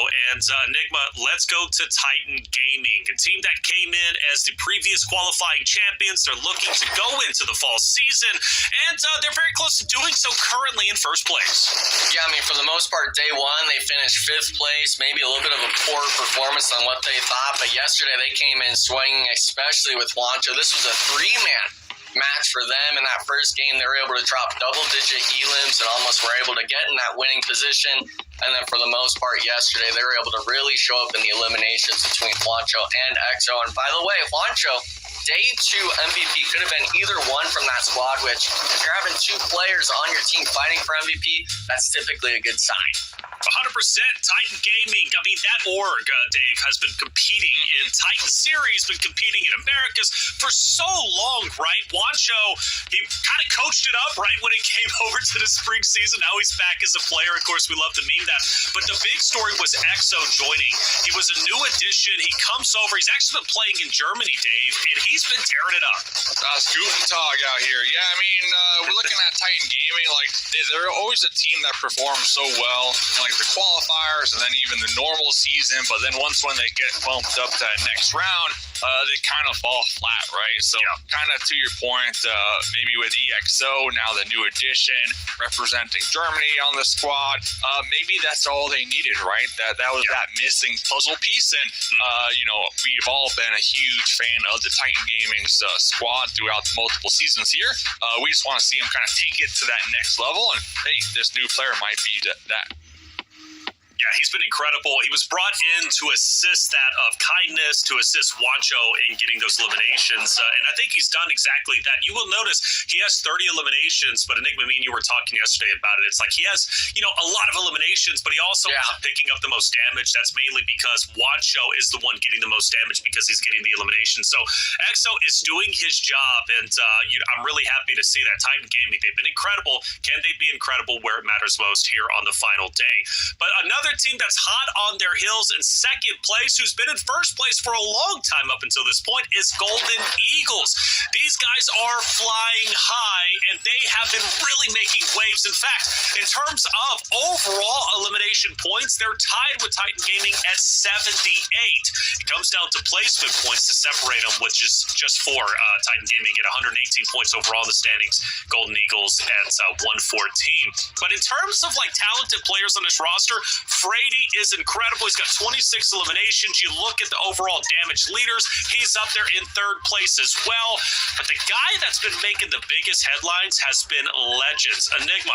Legend has been absolutely instrumental in so many fights. You've noticed he gets in tough situations, but he manages to get out of them consistently. Yeah, I mean, I'm thankful that his name kind of matches his performance. That's right. That's being a legend. And for the most part, when it comes to him, I think it's almost that dynamic duo of him and Frady kind of making these plays. We can see it. This team has a lot of team synergy compared to some of these weaker squads in the lobby. And for the most part, it shows here. The first day especially, Legend was an absolute pop-off player for this squad. 26 total eliminations over the last 2 days. And 5,800 damage, that's not something you really play around with. No, not at all. And even Moso, who makes an appearance when it comes to overall assist, he's number 7 on the list with 12. But, the whole team is just firing on all cylinders against 78 eliminations. That is not easy to do. And they've been pretty consistent when it comes to top 3 performances as well. So I give them credit where credit is due.